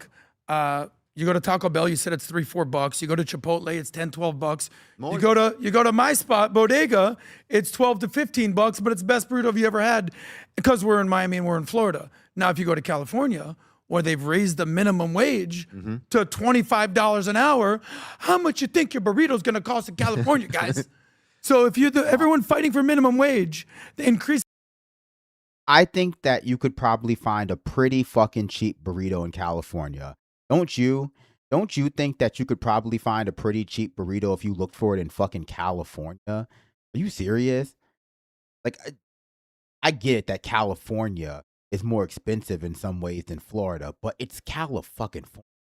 How many Mexicans live in California? California is Mexico. God damn it. Like, you could probably find a burrito for $1 in fucking California. Increasing the minimum wage, you can do that, but you also can't complain about the price of your burrito. Can't do both. Because the more that you increase the minimum wage, who's working making burritos, But also the taxes in California, the tax businesses it left makes and no right. sense. So they have. So it's a math issue, it's a minimum wage issue, and it's a very emotional issue. It's your food, it's your marketplace. Things cost money. You decide where you go shop. Go get the best burrito you can afford, but don't cry poor because you want extra guac. That's your message. That's expensive too. All right. Just saying, extra guac. That's. Tom, What do you any think final about thoughts he on was this? not impressed. He Let's was get not back impressed. to affordability and let's do something for the American voters. Yeah. And getting Amen. looping this all the way back to Tucker. What are the specifics they could do? Pat and I, you and I could do it on energy and data centers and a lot of other things. That's what people want to hear about. We are officially. Gosh, a lot of episodes Tom doesn't talk a lot, so you kind of convince yourself that Tom is the smart one. But then he like does talk a lot in some episodes. You're like, oh no, Tom is just the quiet one. He's just like the mild-mannered one. I haven't had Chipotle in at least 2 years. I do get usually when I go to like a Mexican place, I don't get a burrito. I'm more of like a quesadilla guy. I like a quesadilla and I like kind of like a taco. Like I sometimes feel like a burrito is too much of the wrong stuff that I don't really want. Like if you can give me like instead of a quesadilla, instead of like a burrito, if you could give me like a steak quesadilla and like some fish tacos, I'm set. And that's way better. Way better.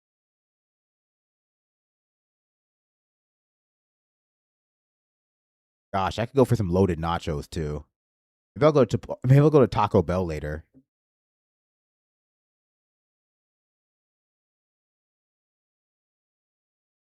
Not like an enchilada, man. It depends. I'm not a big fan of too much sauce.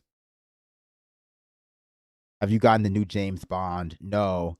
I'm actually kind of upset because I bought Ninja Gaiden 2 Black, and sometime, or rather, like within the 24 hours that I purchased it, it is now no longer available to like play on my PS Portal. Like they don't have it on cloud streaming, and so I'm like, are you serious? And so I might just buckle down and buy Ninja Gaiden 4 because now that I played like one day of Ninja Gaiden 2, I'm like, I kind of want to play more Ninja Gaiden.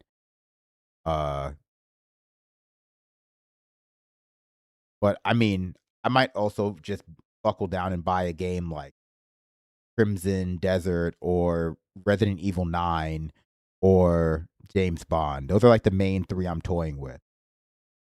Or maybe I'll play all of the games I have never finished beating before. Maybe Hades 2. I could also go for like some Hades runs, but I don't want to play Hades. Maybe I'll play Hades 2. George Lazenby. Or like George Lazenby because no one wants to work anymore. I also asked my friend at the gym about like computers. I don't know how much he knows about computers, but he said that like my expectations were, I think, not too high, but too low. Because I told him how much I was willing to spend on it, and I was like, I just need this to last for a while, like not a ton of time, but in order to take the show to the next level. Like I don't think that we can really do guests until I get a new computer. And so I was like, toying with the idea. You guys don't actually want game. If we do anything other than news or watch these jokers, you guys just tune out. It's okay, but we can still do gaming. My mouth is dry as hell. I don't know which conversation I thought was worse. Their conversation about burritos, Tim Pool's conversation about burritos, or our conversation about those two conversations about burritos, and I guess also Mexican food that I prefer. But I will have the decency to end this conversation now. I don't care about Tucker's new 10-point plan.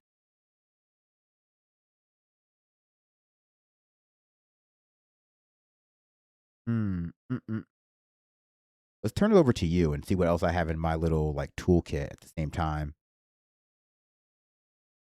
I watched all your Alan Wake streams, dude. We can go back to that, but I gotta actually play a little more of it.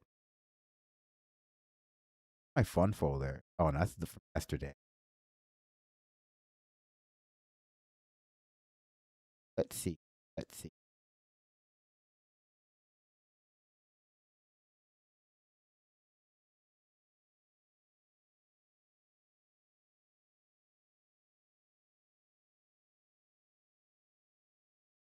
I can't show you the For You page because it's it's my actual page. It's my actual page, but it contains some of my normal preferences. I got tired of getting hit with ads. God, everyone's talking about this burrito thing. I'm kind of done hearing about it though, if I'm being honest. I was like, we could do a whole bunch of ones about this burrito stuff, but yeah, whatever. I guess it's already noon. That's no problem to me.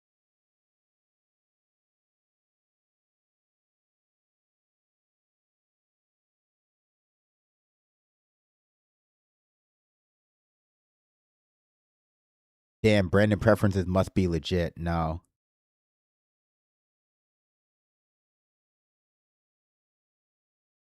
The fact that such a hot topic proves that shots too expensive. Oh, yeah. I wonder what's going on Fox News. We haven't watched any Fox recently. Fetterman on? Probably not.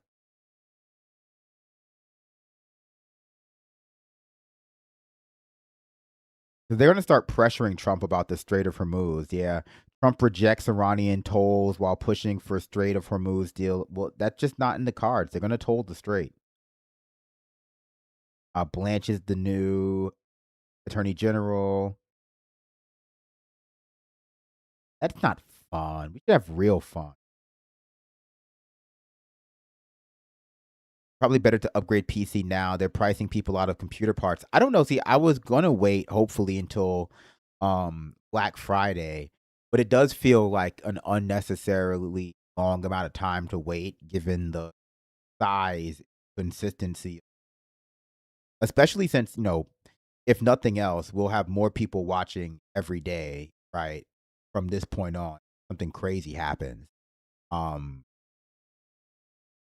Just in terms of like consistently building an audience.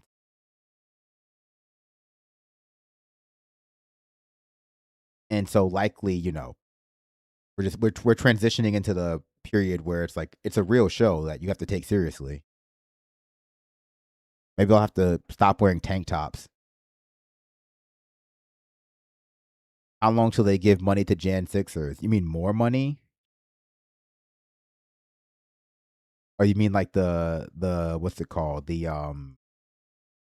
lawfare reimbursement fund. Well, supposedly they weren't going to do that, but now it seems that was more of a like loose promise, like a pirate's code type thing, guideline.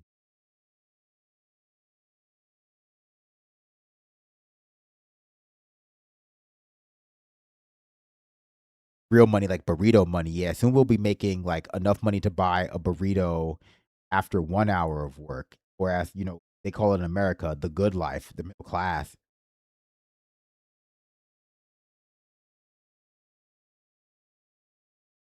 If anything, I'm getting worse recommendations in my feed because I'm not in my like professional account. I might just have to switch over so I can find some good stuff. I'm not getting any ghosts or ghouls or goblins or big feet. No more Tim Pool.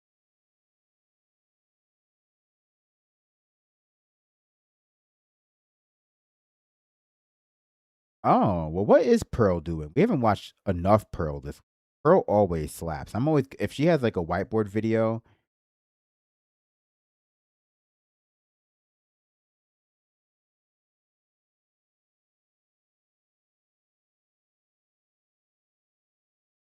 Oh yeah, that was that video with her in like Brett Cooper and Cooter mogging. God, what a phrase. He talks like a fucking trucker. I said we weren't going to watch this, but I'm very curious what Cooter mogging is. And just saying it out loud makes me feel like I'm going to get the entire stream demonetized.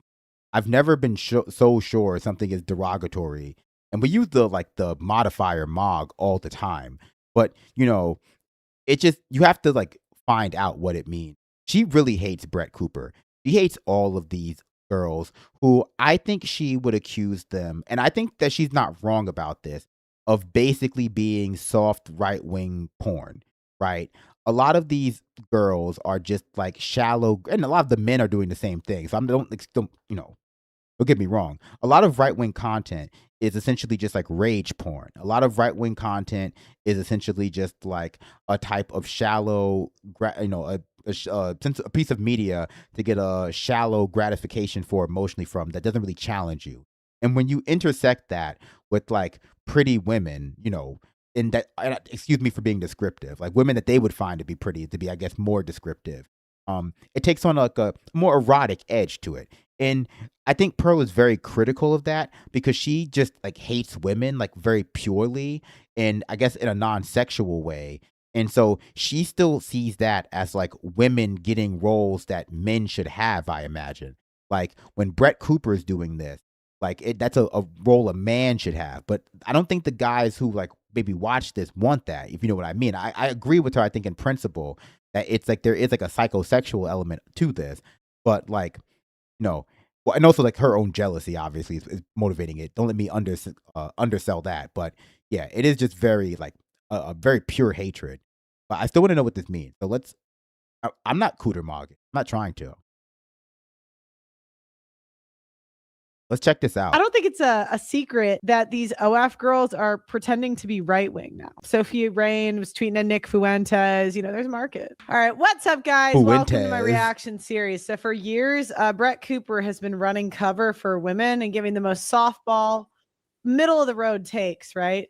And finally, she's starting to admit that women are a terrible, stupid, fat slut horse. Because it's so in the conservatives' faces now that they just can't really deny it. Like there's been too many scandals. So guys, I don't even know how. Oh, Brett, this red looks nice on you, honey. That is your color. Introduce this video today, but we need to talk about she's mad. It has taken X by storm, and yes, you heard that correctly. The word that I said, the phrase, the new phrase in your lexicon, is Cooter. This is taking X by storm. The conservative community is absolutely flabbergasted, and they cannot decide whether this is offensive to the movement or whether it's flattering and just, a fact of life. And honestly, I'm just surprised that it didn't happen sooner. Because actually, Cooter mogging and the politicization of OnlyFans models is a sign of the political times. Now, before we dive into this insane story, make sure that you like this video, subscribe to the channel if you've not already, and if you want to stay up to date on everything that we're doing here on the Brett Cooper Show. Well, I'll give it to Pearl. We could never watch Brett Cooper's show. I'm already ready to turn it off. And we're definitely going to watch the rest of this Pearl video. But she's annoying. Pearl is oozing with jealousy though. She hates this. Oh, she's locking and loading. Oh man, it's about to get nasty in here. I don't even know what Cooter mogging means yet, but I know it's about to get nasty in this clip. That's your warning. video, subscribe to the channel if you're not be already. real And if you bad. want to stay up to date on everything that we're doing here on the Brett Cooper Show, make sure to ring that notification bell. Alrighty, so we will just cut straight to the chase here because, again, I don't even know how to describe this in any kind of fun way other than just diving in. So there's a young woman, her name is Savannah. She is over on Instagram who has suddenly gone viral for her seemingly average clips on her podcast. Now, I don't know if this woman actually has a podcast. There's this kind of thing that's come up on social media just because clips on TikTok and Instagram are so big where people will not actually have a podcast. They're just recording funny clips, essentially, like reactions and funny gags. Like you, and kind of like how Pearl, right? Like they are simply producing content for the sole purpose of it being cut down and put out into the world vertically. I feel like that's kind of what's happening here, and I'll tell you why in a little bit. But anyway, when you watch those clips, you will notice that she is sitting in her chair in a very odd way. And I don't mean sitting in her chair like I used to share. Yeah, I'm in my pajama bottoms. You guys should know this is a very humbling moment. I realized when I just put my leg up. I only put on nice shirts when I'm recording. Anyway, besides the point, it's not her sitting like this. You know, that's kind of a diss to her husband because she gets more dressed up for her audience than she does for her husband. Ooh. It's her sitting in a completely different way while wearing very tight clothing while simultaneously also wiggling her toes into the camera that somehow also happen to be in frame. Now, children, avert your eyes, but adults in the room, take a look. I'd just like to say that men can never be women. And if we can't say that, then bruh. Do you know what I mean? In a way, though, we're all kind of the same because we're all monetizing beauty in some way. So I'm sure there's people that jerk off to my videos and Brett Cooper's videos, and like, you know, Brett Cooper did. I don't know about that. You know, like, girl, what are you doing? Girl, what are you doing? I could have told you not to do this. What is even happening? Like, and again, I think it'd be different if she was single, but I'm like, girl, you just got married and you're already thirst trapping. What are you doing? What do you do? Where is your husband? You know what I mean? Women, am I right? we can't live in a free Yeah. society. Can we please stop addressing Ilhan Omar as a congresswoman? I mean, she's literally a fraud. Is it true that your school's libraries offer Islamic literature like the Quran and other things? Yes, so McMillan Junior High. This is not a normal way to sit. Even more importantly, that is not a normal way to have the camera angled. No normal woman who is not trying to present herself in a certain way. Yeah, we know. But Brett, let's just keep it a buck. Let's keep it a buck, my ninja. This. Oh no! Let me go back. This ain't God, normal. she's like permanently stuck in her early 2000s, like fucking Jamie Kennedy movie. Way to sit either. You know what I mean? It's like a shoot, a Yeah, studio in shoot. that manner, with those body parts perfectly positioned in front of the camera. So hopefully you guys are watching on YouTube instead of just listening to the audio version, so I really don't have to explain in depth what is happening here. I'm not going to do that, but just in case you're listening on audio, you can kind of understand what I'm saying and the fact that the word that people are using is cootermogging. I'm sure you understand what body part is very much in frame. Now, what I am trying to get at here in showing you these clips is that the primary content of her videos is not actually what she is saying about trans women and men or Ilhan Omar or the Qurans in school. It is her body. It is her crotch that is somehow fully exposed and perfectly framed in the shot every single time, and her newly manicured tanned feet dangling at the bottom of the frame. Like, guys, she is a politithought. That is her. Yeah, she's just like some like GOP Israeli honeypot. Like that's what this whole thing is, right? Like, right? I mean, I don't know. Job. She is an OnlyFans creator, and she has carved this. In a way, we're no different, Brett. In a way, I'm just being honest. In a way, we're really not different. I mean, you know, we do all right, you know. Out to be her niche. And I have been cracking up at the comments because they are just so incredible. Like one person over on X said, at least she stands 11 toes down in her opinions. Yeah, she's got them dogs. Yeah, but you know what? I think there's something that people are respecting it because it's just more honest, you know.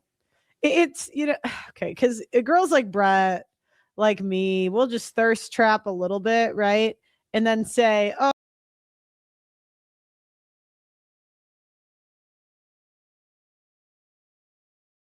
This is sad. Sad now.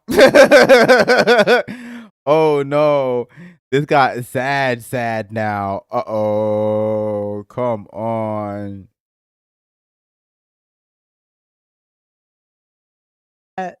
Like me, we'll just thirst trap a little bit, right? And then say, oh, tee hee, but we're kind of doing the same thing, right? And now it's just virtue signaling. Oh, I'm so different and special, blah, blah, blah. In frame. Another woman said her funnel for her OnlyFans is basically clam flapping and right-wing content. Yeah, clam flapping. We could also call it RBing if we wanted to. If you know, you know. Anyway, this man also cut to the chase and he said it's right-wing soft porn. She has certainly found a niche to explore. And yeah, that's why the conservatives never believe us when we say that conservative Christian men are the most likely to watch porn. But, you know, would she be, I don't think it's a secret that these OF girls are pretending to be right wing now. Sophia Rain was tweeting at Nick Fuentes, you know, there's a market. Right, exactly. And we will get to that. So right-wing Twitter, speaking of them, they just caught on to her last night. And now people are divided. Now, I think that most of us online had never heard of this girl or seen her content, probably because we are not degenerate hoes that are looking for OnlyFans content, but somebody did stumble upon it. And Lauren Witzke, I hope I'm pronouncing her last name correctly, she made the first post that I saw, a post that now has over 13 million impressions and has blown this girl into the stratosphere of internet fame, or maybe I should say infamy. But this woman, Lauren, posted the clip that the girl made about Ilhan Omar, and she said this. She said, 5 years ago, we had brilliant conservative female thought leaders like Michelle Malkin blowing the lid open on mass migration and pissing off CPAC donors so badly that she was never invited back. Now, conservative female talking heads are just a bunch of shallow, disgusting skanks. It's going to get worse, I'm telling you. And Liz Witzke, I mean, doesn't that woman have a drug problem? You know what I mean? Conservative women is a red flag because what did you do to bring you to the conservative party? What humbled you to get here? Exactly. What's up, guys? Doing this job, we constantly face demonetization, harassment, and people interfering with the interviews. Unfortunately, this drives up the cost. I was demonetized for 2 years, and we need your help to fundraise for the channel. There is a link in the description where you can actually donate directly to me and my platform, or you can buy a ticket to our private event, which is capped at 10 to 20 people, and it's a private dinner where you get to hang out with me, Doug MPA, and a few other friends of the channel. I can't wait to see you guys there. Yeah, bro's not lying. Moment of Why lucidity. are you here? What Exactly. went wrong in your life? Healthy women have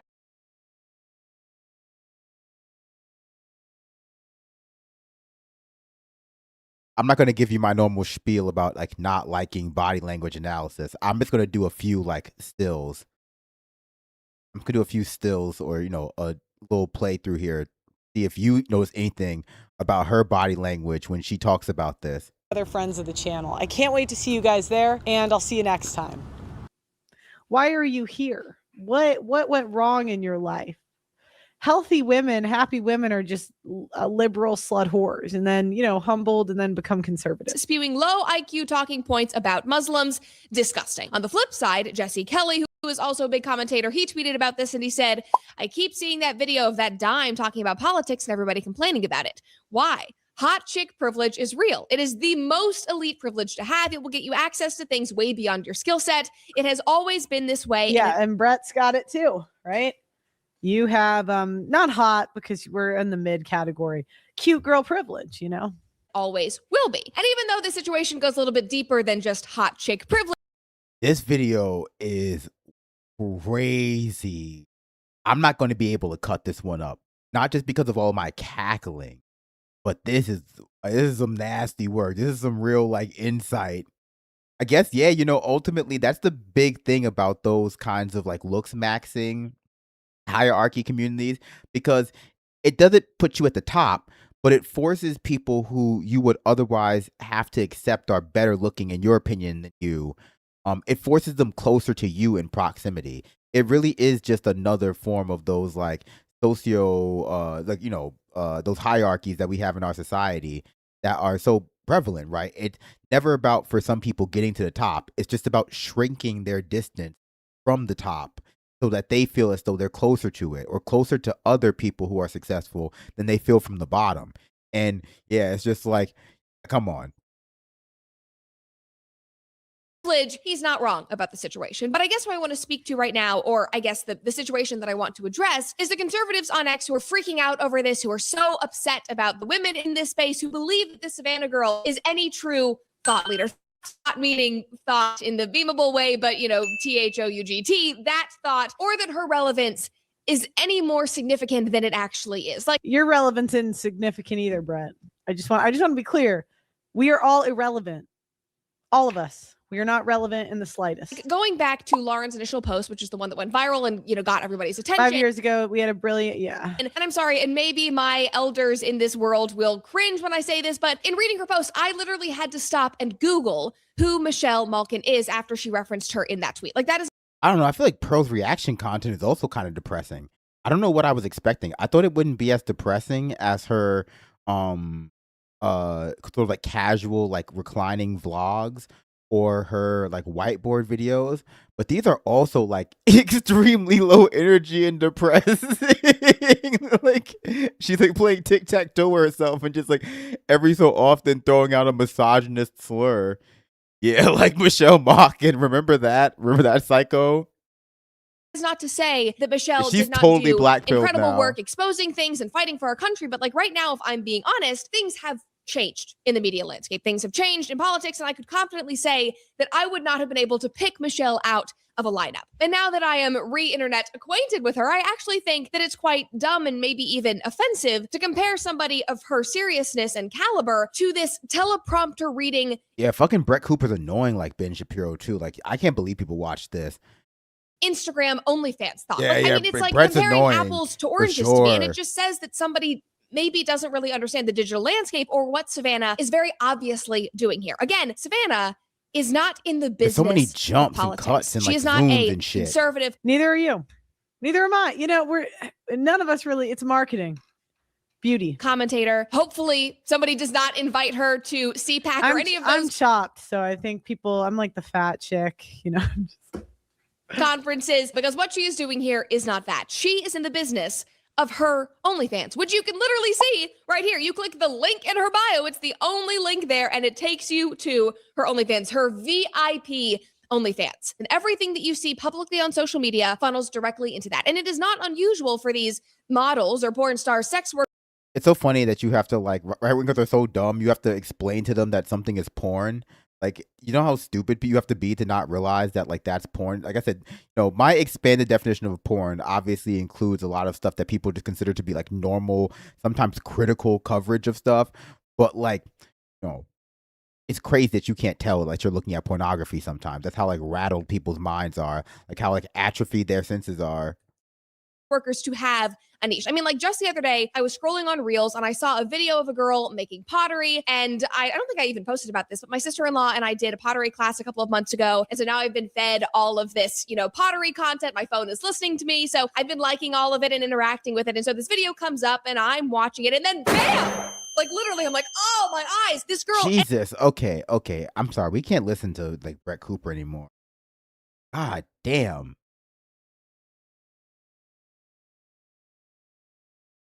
Because that's what happens. Women go into a niche that's not sexual, like anime or usually male dominated, and then get naked. That's what women do. Just like you went into politics. There we go. Then after you had less to lose because you got the ring, you got more naked, which is understandable, right? I'm trying to get naked too. Toes wiggling, boobs out, the same thing, and she was showing off her pottery. But obviously it was not. So then I'm interested. I click on her page to see what in the hell is going on here. I was flabbergasted. Her profession is doing thought-ery. Like self-proclaimed, that is what she calls it. That is her business, is doing thought-ery. So I'm just using that as an example and bringing that up to say that these types of women do often use common interests or things that a certain type of customer might find sexually attractive. God, Or this content is terrible. Jesus. God, I'm never going to be popular. Is this what people want? I'm exhausted watching this. This is terrible stuff. respond to their messages on OnlyFans, offer them personalized porn star. They're subscribing to a few select individual women that they have chosen. Women who they see their comments, respond to their messages. Women who make these subscribers feel seen and wanted. That is how OnlyFans works. Because initially it was not interact with their audiences. It was like a free-for-all Patreon, I guess I should say, or something like that, or a free-for-all Cooper Confidential. This type of content does not live on Cooper Confidential, but you get what I'm saying. It was designed to create a relationship between a creator and an audience. And so that is what this girl and what the thoughterly girl, that's what they're doing. They're building a foundation with their audience. And Savannah, to her business savvy credit, I guess, saw an opening in the market. Most of these sex workers are extremely liberal. My body, my choice. You know the drill. I'm sure she realized that she could have a quote unquote podcast and say are we really that different, Brett? Are we really that different? Right wing things, build camaraderie. Are you listening to this, bro? This shit sucks, bro. Turn this off. I'm too like, who cares? She's annoying. This whole show is annoying. I'm sorry for showing you this, but I have never listened to so much of this Brett Cooper lady. This shit is boring. Like, I can see why fucking Pearl's dissociating. This is like terrible. Yeah, they both hate women. They're making me hate women now too. Like, this is crazy. Or insightful or even revolutionary at all. Like, one of the first posts actually that I saw about her and about her content was somebody saying how milquetoast her takes were. Like, this guy wrote and said, I am dead. She is delivering 2010 talking points while cooter-mogging. Don't hate the player, hate the game. And this is such a great point because when I saw the initial outrage over her content and the disgust over what she was doing, like when I first clicked on Lauren's video, I expected to go to her Instagram page and see, these crazy alt-right takes, her celebrating Nick Fuentes or her being a groiper, whatever it is, a groipette, I guess. But no, it's lessons from President Bush 101, literally President Bush. Yeah, they just paid someone to give her a few conservative talking points.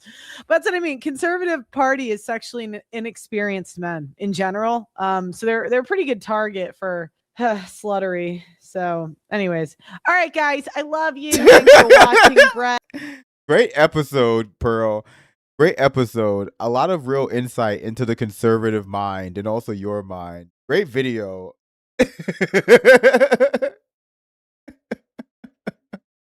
See, this is why we can't do her reaction content. It's too low input from her. We got to have those like whiteboard videos.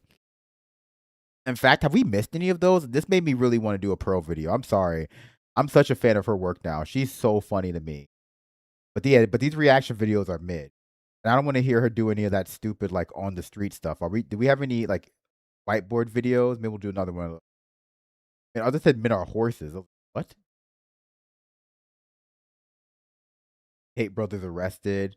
No, that's gonna be really gross, I bet.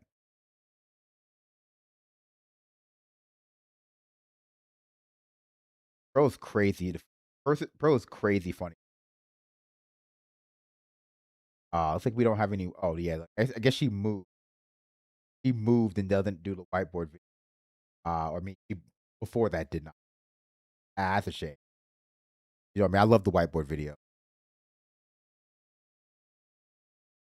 Oh wait, no, we watched this one. Maybe there are some more. I'm sorry. These are just very, very humorous. Oh, the Christian circle of gaslighting? Hell yeah. Okay. We're Pearl maxing. Oh, the Christian circle of gaslighting. I mean, a lot of you probably have experience with this, but I wonder what her take on it is. Christians do love gaslighting.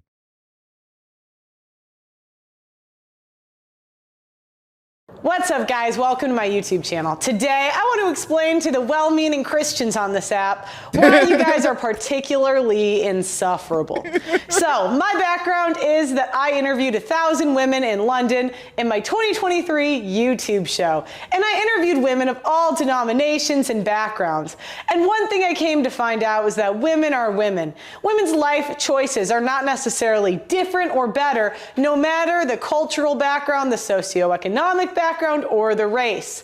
However, a lot of times men are the problem in this eternal gaslighting. Because men have a vested interest and an ego investment in believing that their wives, daughters, mothers are not big fat slut whores. When all women, regardless of the background, have a little big fat slut whore in them. Some more, some less, but there's really no guarantees in this economy. I was going to say that I've never seen like a normal, like what seems to be like white tank top, like the kind that you wear under your shirt, at least in my community you do, with like one strap, like the Andre the Giant like onesie that she has on like this before, because it looks like just like a normal undershirt, like cut to be like a Andre the Giant onesie. It's just so wild.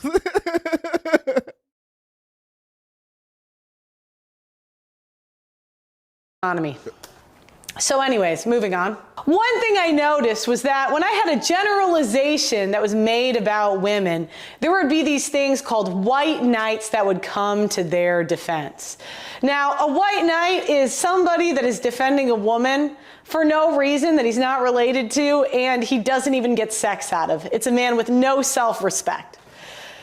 Now, there's a woman's circle of cope. I wrote the church circle of cope because that's what this video is about, but we're going to go through the woman circle of cope first. So again, men have this ego and Honestly, if Pearl was like a professional wrestler, this would be a great character. Like this would be a great like attitude era like ladies wrestling character. Like the really virulent lady misogynist. in a circle of cope first. So again, men have this ego investment. So the first thing they do is they discredit the interviews that I did. They say 1,000 women, that is not a big enough sample size. Those are just the women on your show.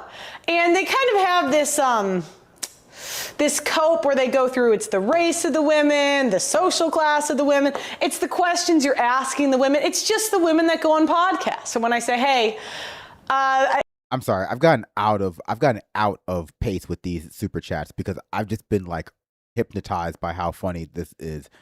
I was kind of like lulled into a sense of like false comfort by Brett Cooper's voice. RPM, thank you for the 5 gifted memberships over on YouTube. Love to see it. Haley quadruple D, I think you could fix Pearl. I would not even want to begin that project. RPM, thank you for the $9.99 super chat. Fan character dressed as a cheerleader jumping in the air. Oh, is that like another? Oh, I guess that's like a emoji description. I appreciate it. Buttermilk, thank you for the $3 tip. It's awesome that women get an Uncle Ruckus. She might be actively worse than Uncle Ruckus. Yaka Yaka shit. Thank you for the $5 super chat. Can I bribe you to see Kevin Irvin? He called the high schooler hot and lost his seat, and now there's a body cam of him getting arrested, I think. Wait, no, like that guy, he got arrested now? Oh, yes, absolutely. Keith Irvin. Keith Irvin is his name because we remember because his name was like so close to Keith Urban, the God You're Hot guy. Wow. Wow. If he's got arrested, we're going to have to take a quick turn.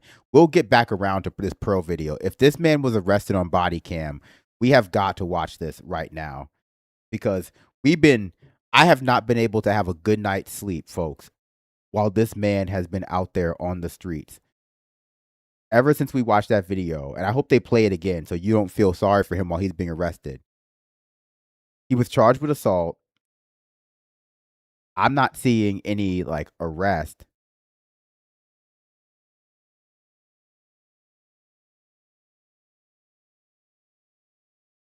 Let's see if we can find an arrest.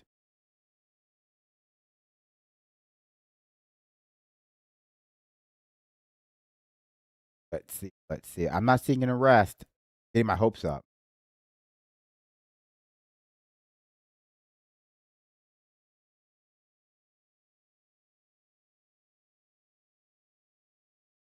He enters a not guilty plea. All right, well, we'll have to loop back around to this. Getting my hopes up, folks. It's okay. We can still find out about how this like circle of Christian gaslighting is going. What's up, guys? Welcome to my YouTube channel. Today, I want to explain. Nope.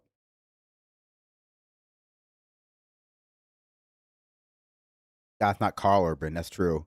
What's up, guys? Welcome to my YouTube channel. Today, I want to explain to the well-meaning Christians on this app why you guys are particularly insufferable.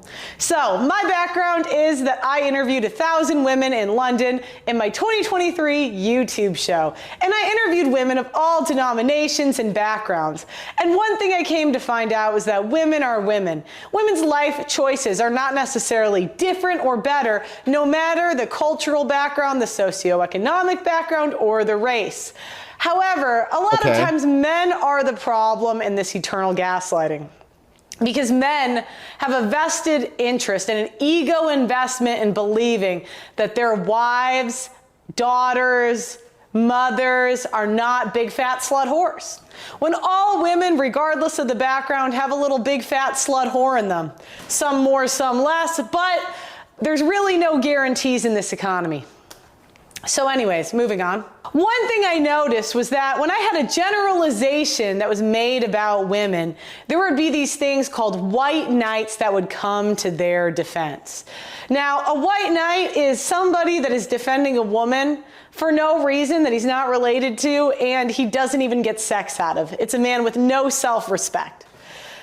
Now, there's a woman's circle of cope. I wrote the church circle of cope because that's what this video is about. But we're going to go through the woman circle of cope first. So again, men have this ego investment. So the first thing they do is they discredit the interviews that I did. They say 1,000 women. That is not a big enough sample size. Those are just the women on your show. And they kind of have this cope where they go through, it's the race of the women, the social class of the women. It's the questions I mean, those are fair criticisms, specifically the latter one, right? Because 1,000 people is a pretty big sample size. Not like the optimal, obviously, but it's a pretty big one. But the fact that they are, in some way related to you is like a sampling bias. It taps so much. You think it's like a, I don't know, nervous habit? You're asking the women, it's just the women that go on podcasts. So when I say, hey, it's not just women I interviewed normal men that were just fathers and dads, and they all have pretty much come to the conclusion that most women are big fat slut Kowalski whores, said he can't hear her. disobedient, especially if they're over a certain age, they've been red-pilled, right? Then they try to discredit me. So they say you're unmarried, or if it's a man saying some of this stuff, they call him an incel. They'll say, it's just attack my looks, attack the way I say it, yada, yada. They'll just try to discredit me in some way. Then they point me to women that are, in fact, better than the women on my shows. It's very sad. They try to show me their wife and say, look at my wife. She's so special and different. You know how many men have told me that their life is special and different? And then she does the same thing. It's just incredible. And then women complain, and then law enforcement gets involved. So I get dragged to court. I get demonetized on YouTube. And this is the circle of cope for women. Arrested? Now, church people, you guys have a similar circle of cope because a lot of you guys want your religion to be right. And you want your religion to be right so bad that you almost won't even listen to anything that could possibly discredit the religion. And that's where I come in. So I go to churches and I ask churches. It's just funny to have a cycle that isn't your arrest so often, but not disrupted in any way. Like, she gets arrested a lot and dragged to court a lot as a result of this cycle, but can't seem to break out of it. That's a vicious cycle, brother.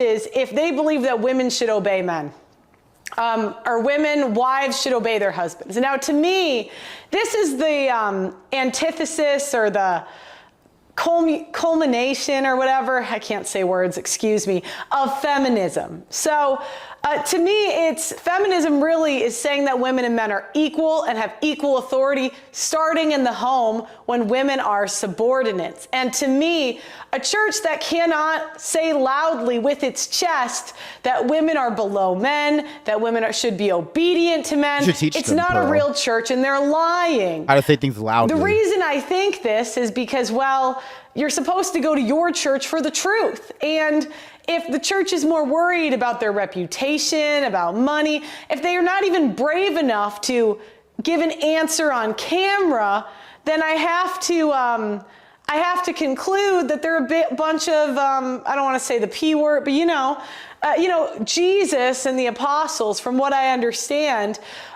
they said the truth with death as the potential other side. And many of them did die for their faith.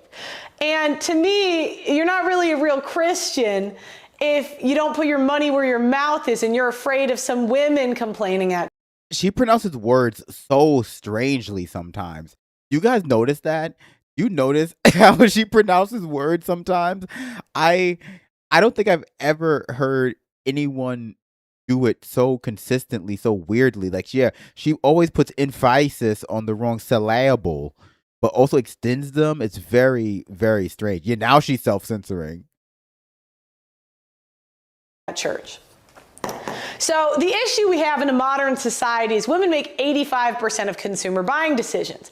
Now, as a business, I've experienced this firsthand. Because I'm honest and I don't pander to women, it has cost me millions and millions of dollars.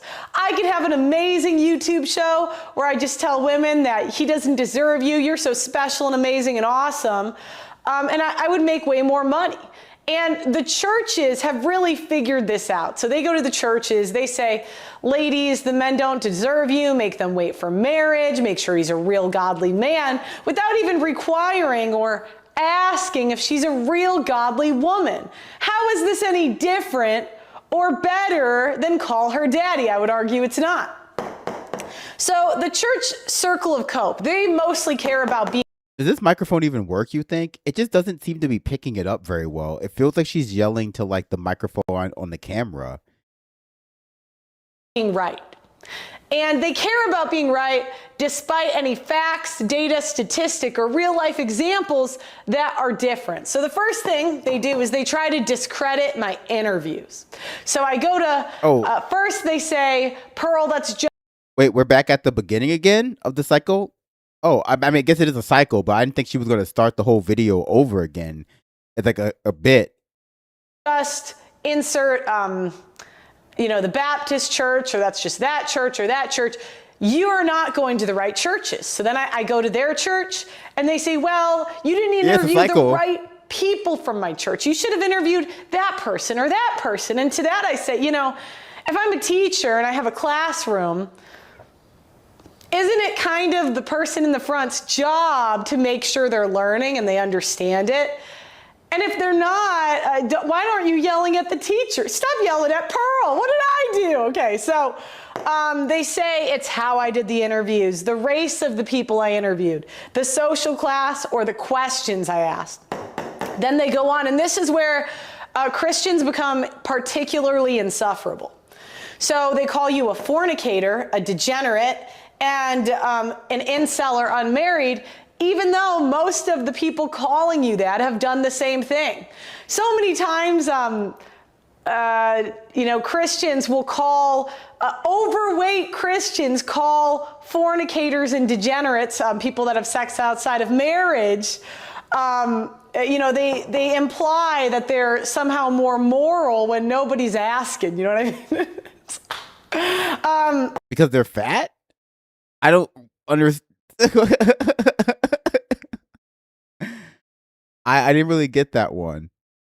Gosh, Pearl is so funny. Pearl is like low-key the funniest person in the game right now. I don't know how people aren't hip to this. How people watch this video?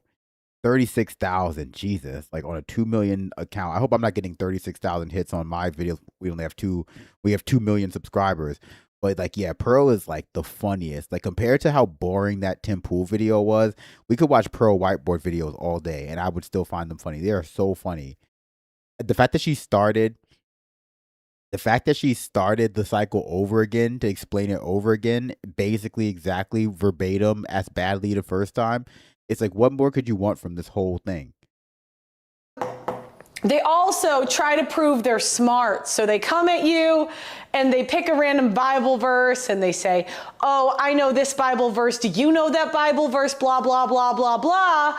And it's really annoying because, they should just say, and this is kind of what they're trying to imply, I am better than you. That would almost be more honest if they came up to you and just said, hey, I'm moral, you're not moral. That would, but what instead they do, it's like the circle of gaslighting. They say, oh, well, are you married? Oh, you're not? And then, well, I'm married. I know what I'm talking about. Or they say, well, do you know this Bible verse? Oh, you don't? And it's just it's a roundabout way of saying, I'm better than you. And then the next thing they do is they get law enforcement involved. So they try to kick me off church premises, even though I'm always on public property. They go on YouTube, do disinformation campaigns against me, saying I'm harassing them.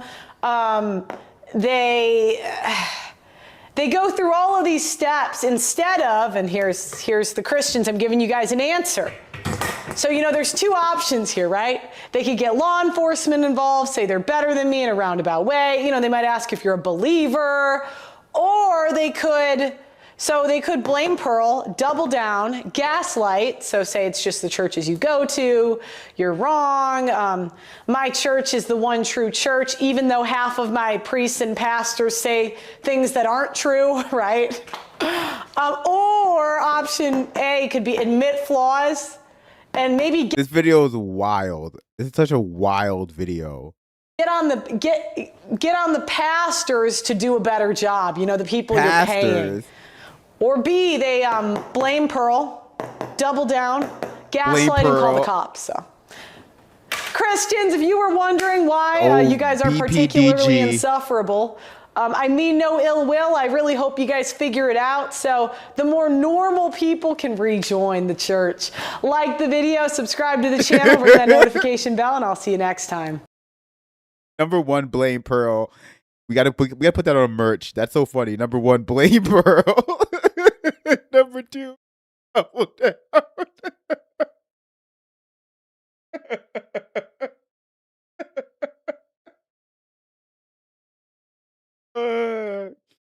So funny. She's the best. She's so funny.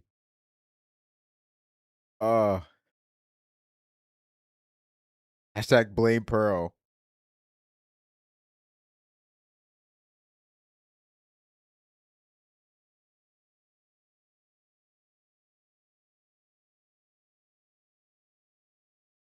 Crazy stuff.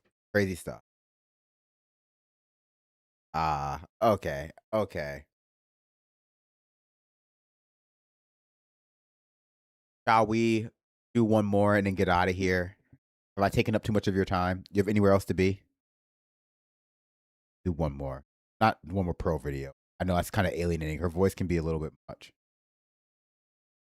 Oh, man. Pearl got me crying.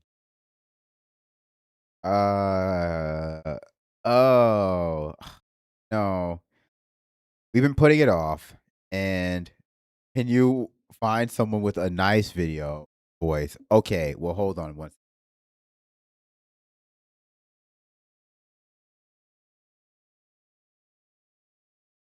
No. I can't do that. I can't do that.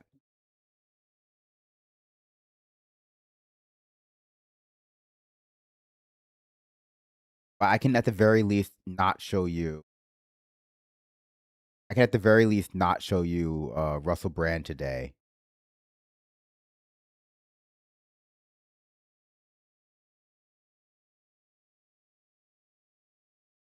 He hates everybody. Crazy. He has me like just leaking from all of my orifices of my face. It's so funny. One more dance. Huh.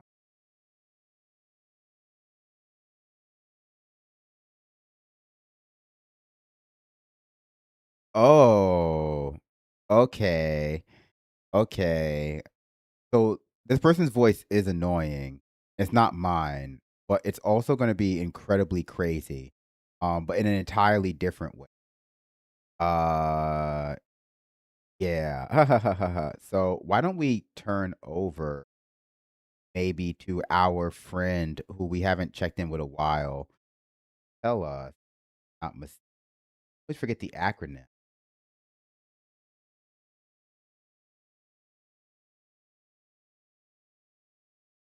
We don't do enough conspiracy content. We don't do enough like esoterica. And I feel like I let the people down who like that stuff. So why don't we just tap our brains directly into some of the craziest minds out there? A little Hans Worm hat. J-Bone, thank you for the $10 super chat. Thanks for the fun Saturday morning, Brandon.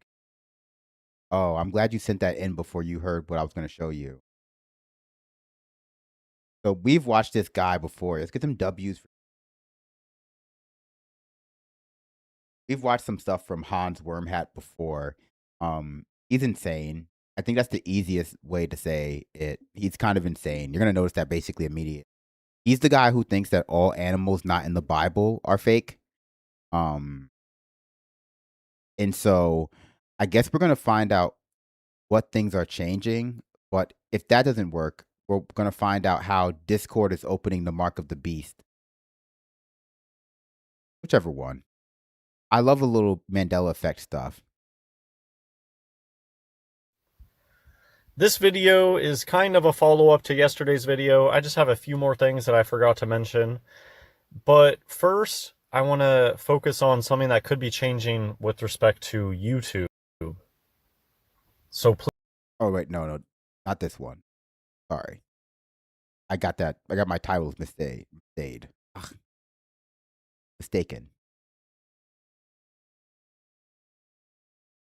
I thought that was the one about the timelines changing.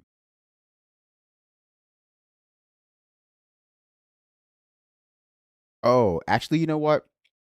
Let's do a classic. 'Cause I realize it's been a while. Since we've actually covered Hans. So why don't we do a classic one of his before I go like searching for too long about how animals are fake. This one is called, and it's new actually. I haven't seen this one. Conspiracy theorists fear this topic. Oh, sorry. I guess I just saw this video posted. to Reddit, and it seemed worthy of making a post about it. And I think it kind of speaks for itself. So this is some new panda footage. I don't think I've ever seen this before. Really cute.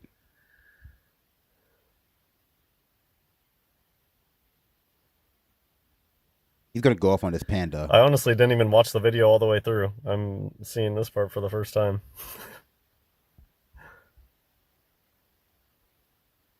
Buying this?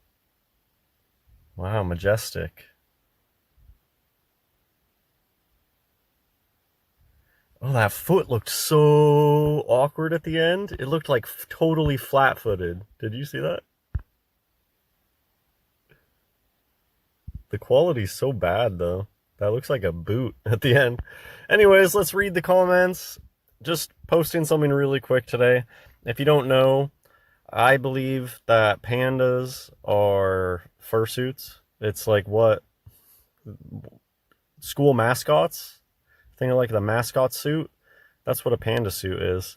And it always has been. For the smaller pandas, they literally paint other animals up to look like a small panda, like a chow. They paint up animals. I mean, think of China. They do really horrendous things to animals. So they have no problem painting up small animals to pretend to be a baby panda. But yeah, the big ones, they are people in suits. It's like a mascot suit. And gorillas are the same thing. It's a fursuit. And let's just look at the comments. I think a lot of people know about the panda thing. It's a big, I don't know, symbol where you'll have like an obvious panda suit come out. You'll be watching a music video and then out of nowhere, like a panda suit comes out. And similar to the fake gorilla suits, in that it's like a meme. Like a lot of people know about this stuff, in my opinion. They know that pandas are people in suits. You just hear way too much. It's not like, at what point does a joke stop being a joke? And it's the truth, right? People always talk about how there's a grain of truth that makes a joke like extra funny is when it's true. I forget that pandas are supposed to be bears, like, all the time. I don't even know what I'm seeing them as. I can't be like, oh, my brain thinks they are giant opossums. I just simply forget they are bears. Because, yeah, they just read as this other thing. It's like a mascot. It's just that it's been presented to you. It's been packaged to you your entire life in the zoo setting and sold to you as real.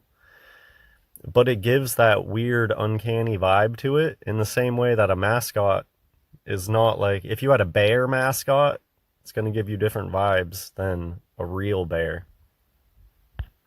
Although I have seen some taxidermy bear suits that are, fursuits can be incredible. They can be so good. And maybe that's part of why people have a hard time believing that, oh no, it really is a person in a suit.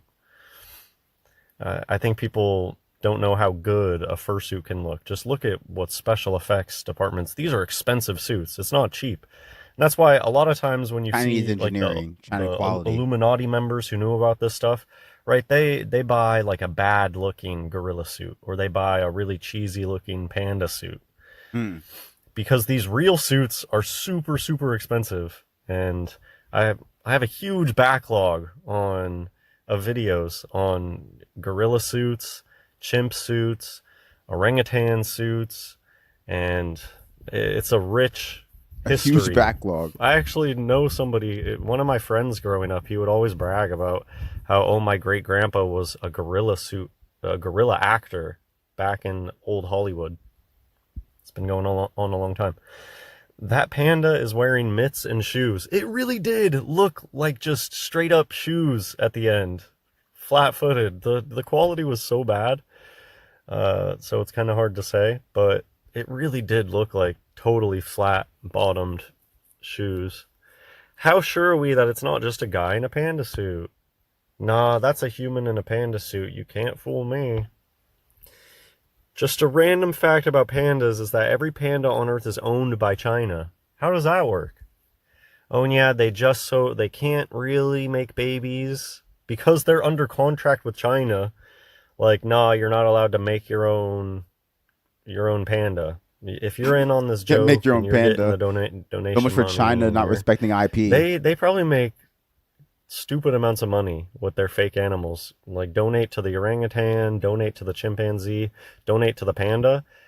They probably make so much. Donate to save a gnarly whale.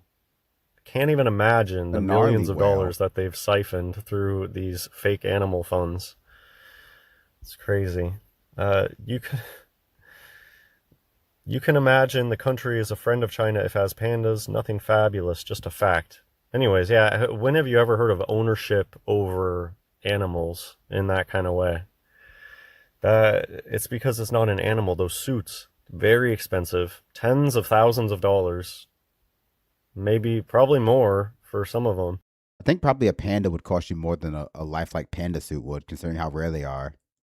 And there's all these weird, I don't know, go try to watch some of my old videos if this is news to you. Whale. There's things about when you start to look into Hollywood and their interaction with fursuits, just think about it. Like, how many times I've been recently rewatching some Figure It Out. Do you guys remember that Nickelodeon show Figure It Out? Oh, hell yeah. Sick. There was a Figure It Out Wild Style. Yeah. And they just have this is my other orangutan? channel. Now I don't even remember because I'm only barely paying attention. They have No some way. sort of monkey suit, either a chimp or an orangutan. I don't remember off the top of my head. Just interacting all over the place, doing things. It's like it's a perfectly trained wild animal just on this show. You know, we have the videos of the orangutan driving the golf cart, using tools. Where do the fursuits end and the real ones begin is just a question to get into in Hollywood. Like, sometimes they'll admit to using suits in things like Gorillas in the Mist. But wait a minute, if when they admit that they're using suits, it looks the exact same as when they don't really tell us out front. And I know that there's this cool video I did on Groucho Like Marx the talking about fursuits as if it's a real thing, but then he talks later about, oh, it's like owned by this guy. A lot of times the midgets are involved with the smaller suits. Anyways, this has just given me an opportunity to ramble about a topic I maybe haven't talked about a lot recently. Fake animals, fursuits, you know, the deception is earthwide and in everything. What don't these bozos lie about? So, of course, they've been lying about Nat Geo type stuff. And it can't be like, oh, Nat Geo is this perfect thing and never lies. And that was just a big... a lot of people that even are conspiracy minded don't want to think about that. The fact that Nat Geo stuff might be fake because they have a soft spot in their heart about animals. But when it comes to truth, you can't. That's a bias. You can't be like, no, my fluffy animals. There's no deception on Nat Geo, right? That doesn't make sense. So of course there's some sort of deception, and then they lie big, just like they lie so big. It's like it's the animals that have been with you since the start, the biggest ones, the ones that get pitched the most. Those are the ones where there's most likely going to be some sort of deception. The ones that come up out of nowhere, like a narwhal. So many people are like, wait, that's supposed to be like a real animal?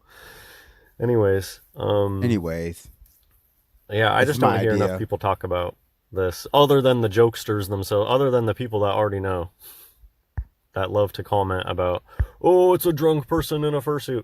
Yeah, pandas are not real. They are people in fursuits, and the littler pandas are when Chinese people are painting up small animals like they admit to.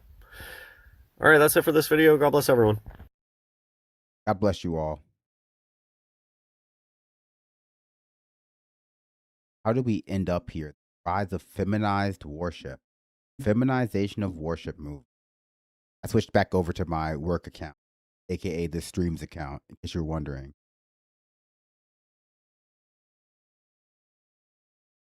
Wow. Great times.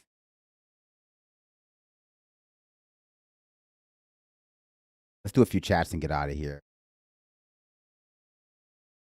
Oh, our new movie trailer has the left absolutely losing it. We'll have to check in with that.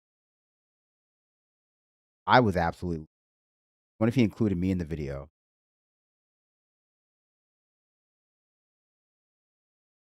Do a few chats. That's not satire. I'm sorry to inform you, but like he has thousands of videos like that.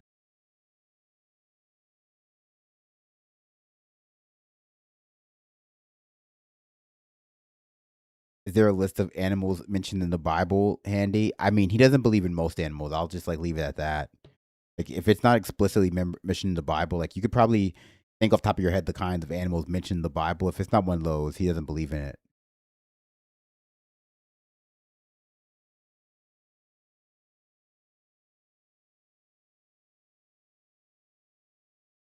Yeah, Mati, Hassan, and Nico are both going to come and beat Ben Shapiro up.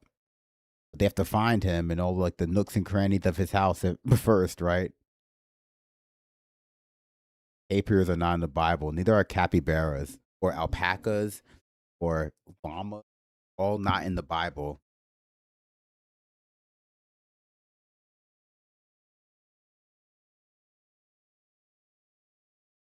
If by losing it you mean think it looks terrible, then yeah, I'm losing it too. It does look terrible, Ben. That's the problem with any of the like criticism. A lot of people are going to focus on how bigoted it looks, but the thing that will really get to Ben Shapiro is to actually remind him of how terrible it's written, right? Like just like his badly written books and his terribly written other TV shows that got the entire company canceled. Like not by, you know, the political morass that comprises American society, but just by the marketplace, got canceled. The TV show halfway through its first season, halfway through its first episode.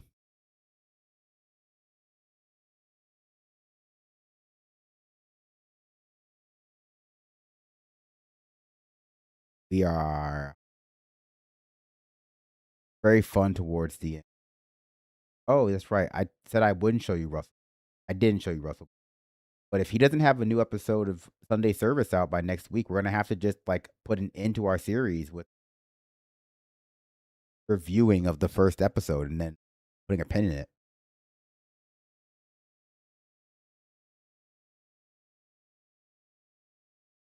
Not forgetting it.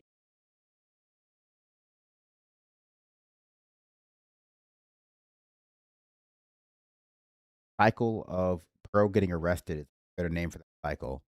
If you think about it, since that's what seems to be the part that happens the most.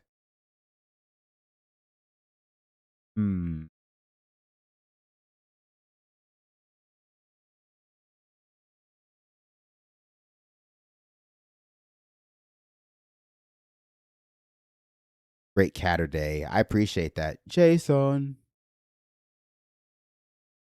Wasn't Byron Donald somehow involved in that like charter school that never opened in Florida that we covered literally last year?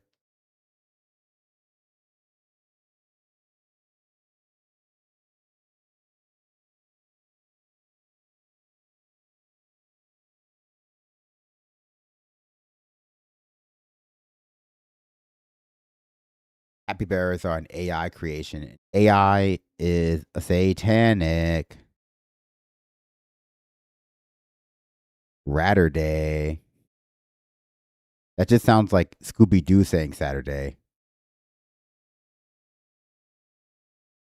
Jonathan Majors might be a competent actor, but Ben Shapiro is a terrible showrunner / scriptwriter. And so it's probably going to not be able to pull, the quality of the product up.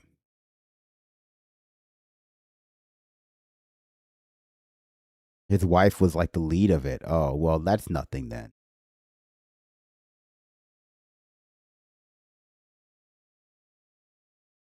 All right. Let's get out of here. Who wants the last word?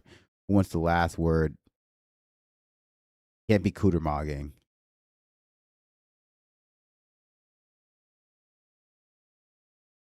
Thanks for the stream, Brandon. That's a perfect last word. Everything is designed to dumb America down. That's a perfect last phrase, too. Hey, I need some home repairs. That's a good one, too. I just can't choose. Thanks for the stream, Brandon. We loop back around to the first one. All right. Take it easy. Bye-bye.